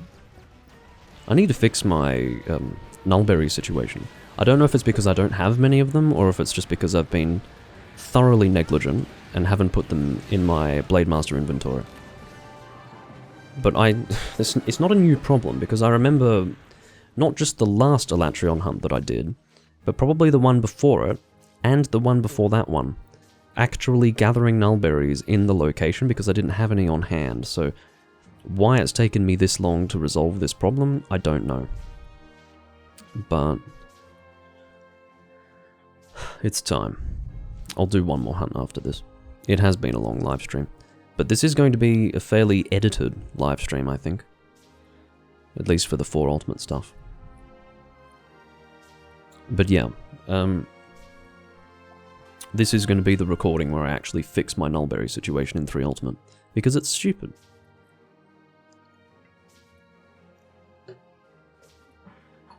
There's no good reason for me to be without nullberries like this, and for so long.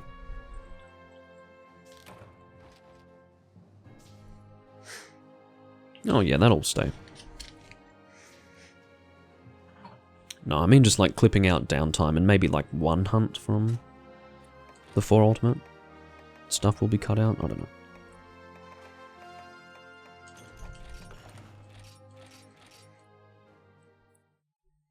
Maybe 1 or 2 hunts, I'm not sure. Probably the failed one where I'm ranting and stuff.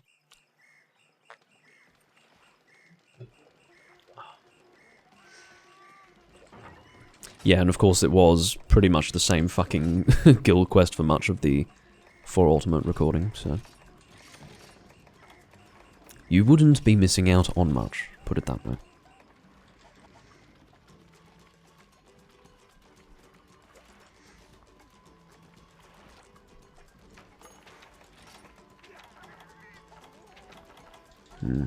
Oh yeah, nullberries. See how I forget these things? Doesn't take long. I have 78 of them in total. Why have I not put them in my gunner pouch? Because I'm pretty sure... Okay, I've got a dire dragon gem sitting in there. You know, just going about my business. Just a normal day, and there's just a dire dragon gem sitting in my fucking inventory that I knew nothing about. Oh, where did this come from? Some people are in desperate need of those things. Whereas I'm like, shaking my pockets and out falls a fucking dire dragon gem.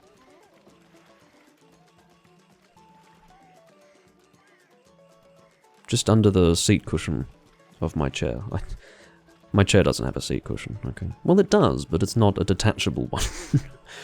Technically, all office/gaming chairs have a seat cushion. If they didn't, you'd know about it. But they are not detachable ones.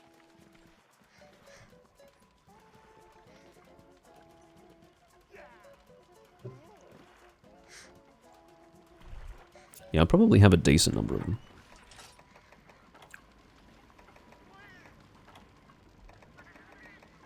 I have... Oh, it's only 20. That's not too many. I would definitely have more of other things. Only 2 Azure Dragonfires. How did that happen? How do I only have 2 of those? That's actually extraordinary. I've got 8 Sky Swayers. Let me just say that again. I've got 8 Sky Swayers, but only 2 Azure Dragonfires. That's a bit odd, don't you think? I'm quite sure that these drop more frequently. Well, they're much easier to drop. 12 Devil Joe Crooks. Oh, do you know what? This is where I actually need to be showing the bottom screen. Because you can't actually see the number on the top screen here. Okay. 30 Nagakuga Mantles. Only 4 Stygian Zenoga Sky Emeralds. I've used a lot of those in this game. These numbers that you're seeing are going to be more indicative of how many I've used rather than how many of the monster that I've fought, because literally for the last, I would say, 7 or 8 years of playing this game, I've just been doing random hunts. Like, just not stuff for myself, but instead other people's quests. So there's been a very fair spread of monsters having been killed. So, in the case of this one, you can see I've only got 4. It's not because they drop infrequently, it's because I've used a shitload of them. Same with this. Only 3 Zenoga Sky Emeralds. Oh yeah, Durambolite. 13 Durambolite. Jesus. That's because I don't use them. Brachydios Pallium. Got 7 Brachydios gems now. There was a time when I was struggling to get them. 4 Ghostly Quartz. That's one of the easiest rares to get. You just mine a hallowed Gemaran and you're almost guaranteed to get them. 26 Earth Dragon's Fires. You can tell I like Gemaran. 8 Dark Dragon Gems. Not that surprising. That doesn't count. That's high rank. 11 Uragan Palliums. 1 Dynamo. That's not surprising. I've used pretty much every single one that I've acquired. Lagukrus Mantle, 2. And then the last 2, I think. 11 Rathlos Mantles. And 11 Rathian Mantles. Well, that's fucking even, isn't it? How about that? Is that not the perfect summary of just how even my spread is of killing these monsters? Okay. Alright, it turns out I haven't kept anyone waiting. Alright, we'll do one more Dire Moralis, that's fine. We'll have this one be faster. I'll bring Pierce Heavy Bowgun. That'll get us probably a 12-minute clear time, possibly less. I'd say probably less, actually.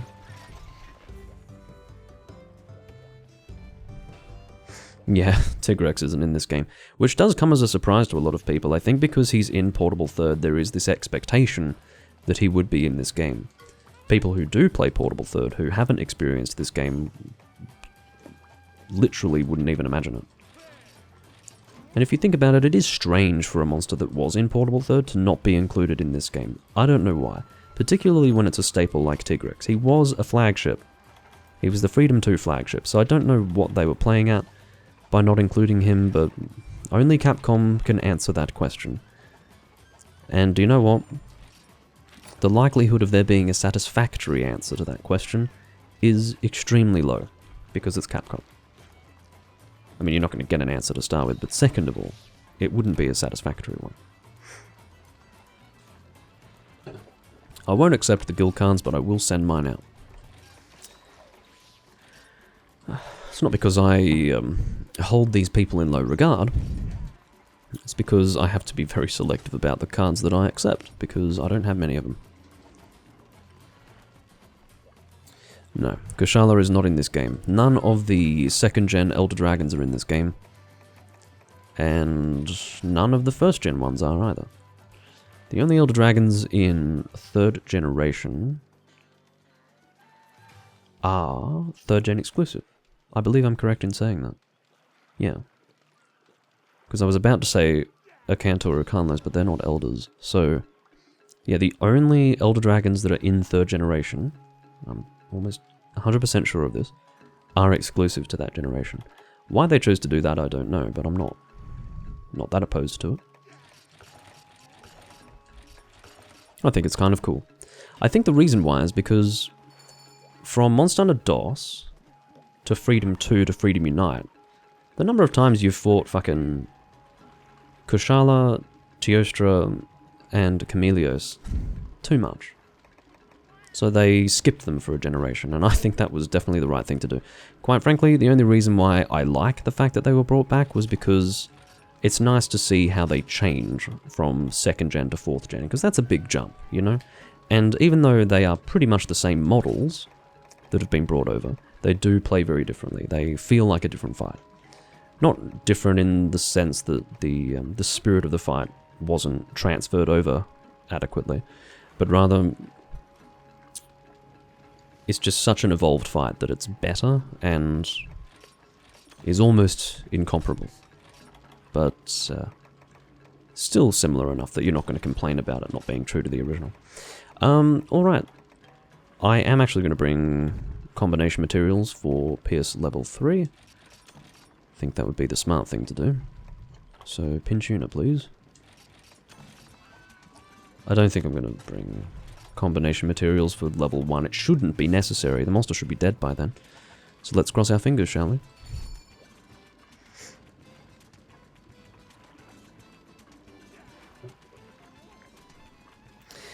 Zenoga is a little bit overrated. A little bit. He was very cool in Portable Third. Very cool flagship, very cool battle theme. But yeah, he does become boring. I think if you bring him in every single game, it does ruin the novelty a little bit. But I would say that he never stops being a fun fight. I just find his weapons to be very ugly. I don't like his weapons at all. I can live with one game where they are the best Thunder weapons, but God. You know, even in Generations Ultimate, so many of the best Thunder weapons are Zenoga weapons. You know, compare that to, say, Abyssal Lagiacruz.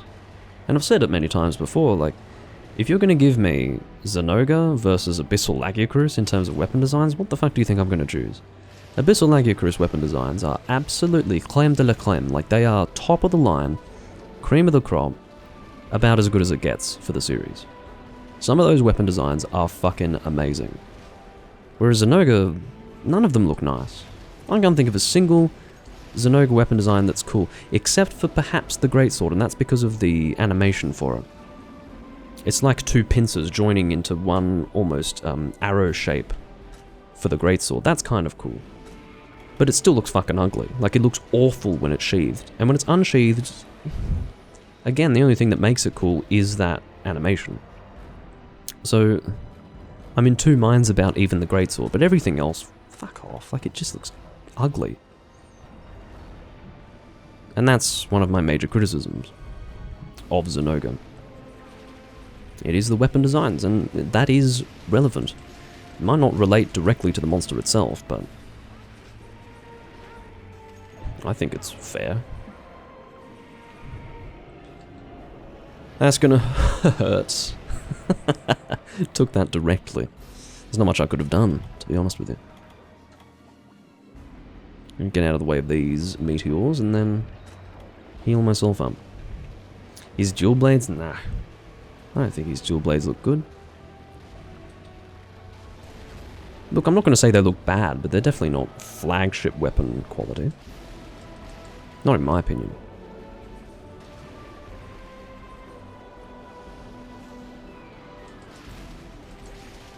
You know, for being the strongest Thunder weapons of Portable Third, they didn't look very impressive to me.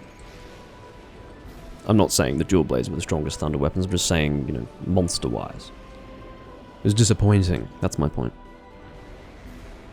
Like, just for a second, you know, go onto Google Images if you must.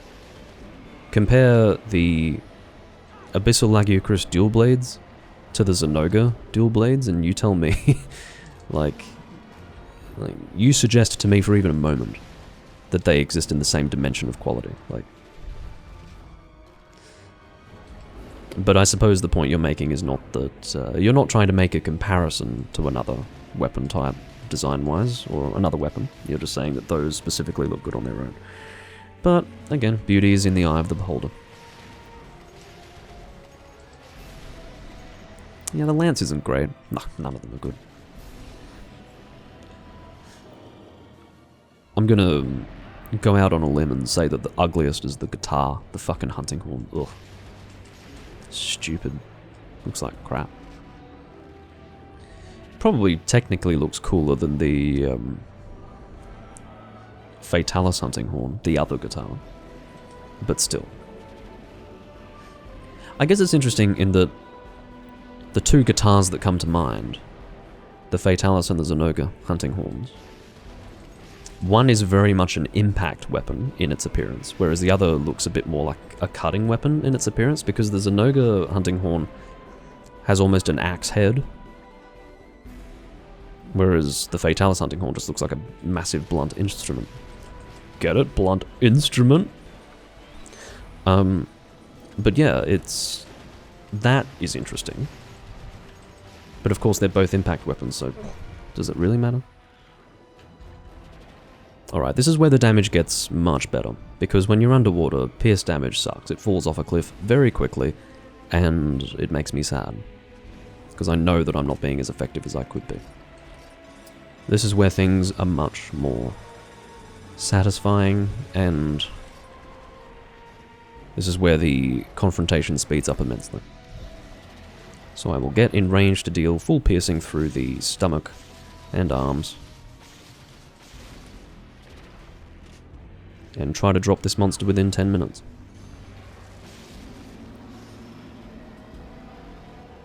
Oh, fucking hell. That is miserable, because you can see there is absolutely fucking nothing on the bottom screen to look at. There is actually nothing. So, that's a bit unfortunate. I'm very frustrated by that, but life goes on, doesn't it? At the very least, you can have a very clear understanding of why I keep the top screen up. Exclusively. Because that looks like shit.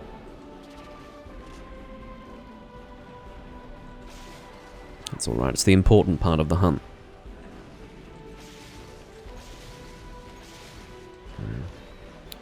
Trying to find that balance between not being too far away and also not being too close. It's a little bit harder with Morales. I'll let you step forward and then I'll shoot.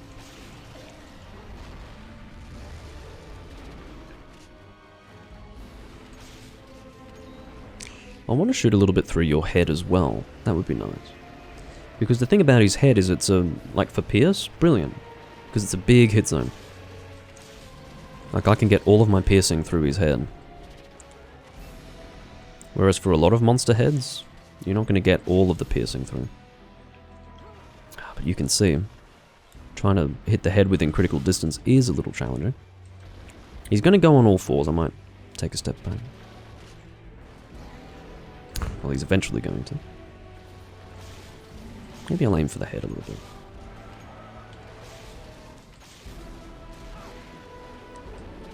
Alright, broke the chest. Naturally, a pierce gun is best for breaking everything on a Morales.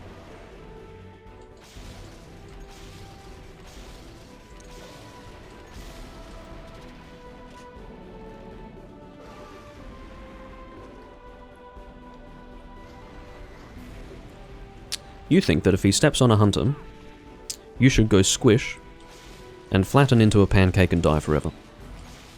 I was actually shooting into a an invisible wall there. That was really annoying. I agree. Could you imagine being stepped on by this thing?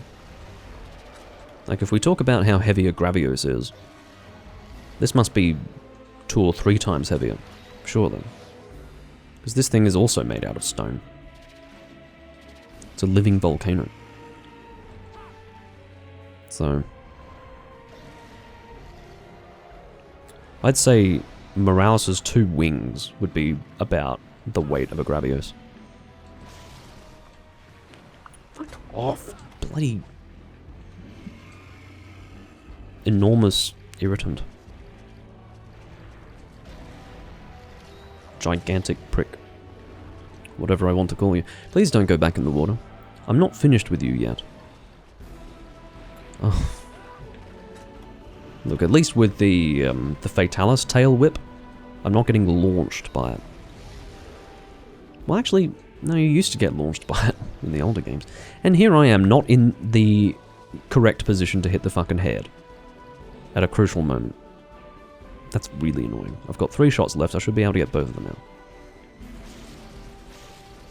Sort of. Alright, on to Pierce 2.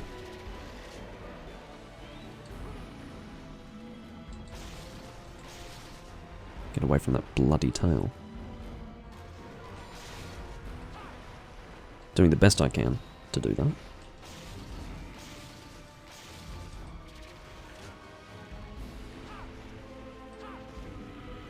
You can see how fucking essential evade extender is. Could you imagine if I didn't have it? I'd feel so bloody useless.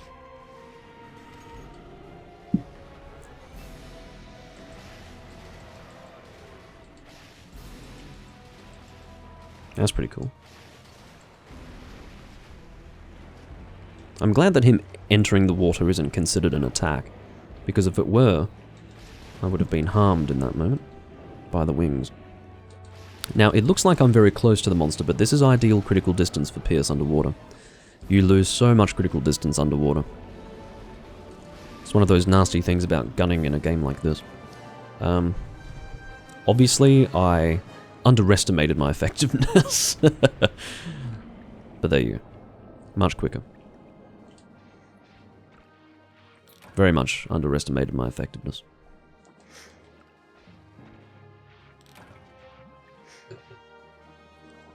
Well, welcome back, Potato.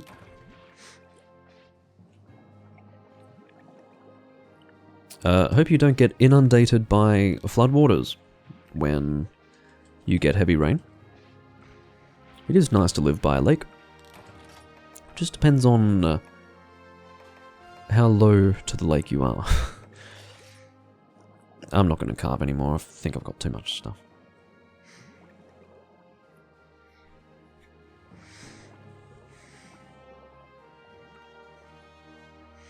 But anyway, welcome back to the world of the internet. This is indeed the last hunt.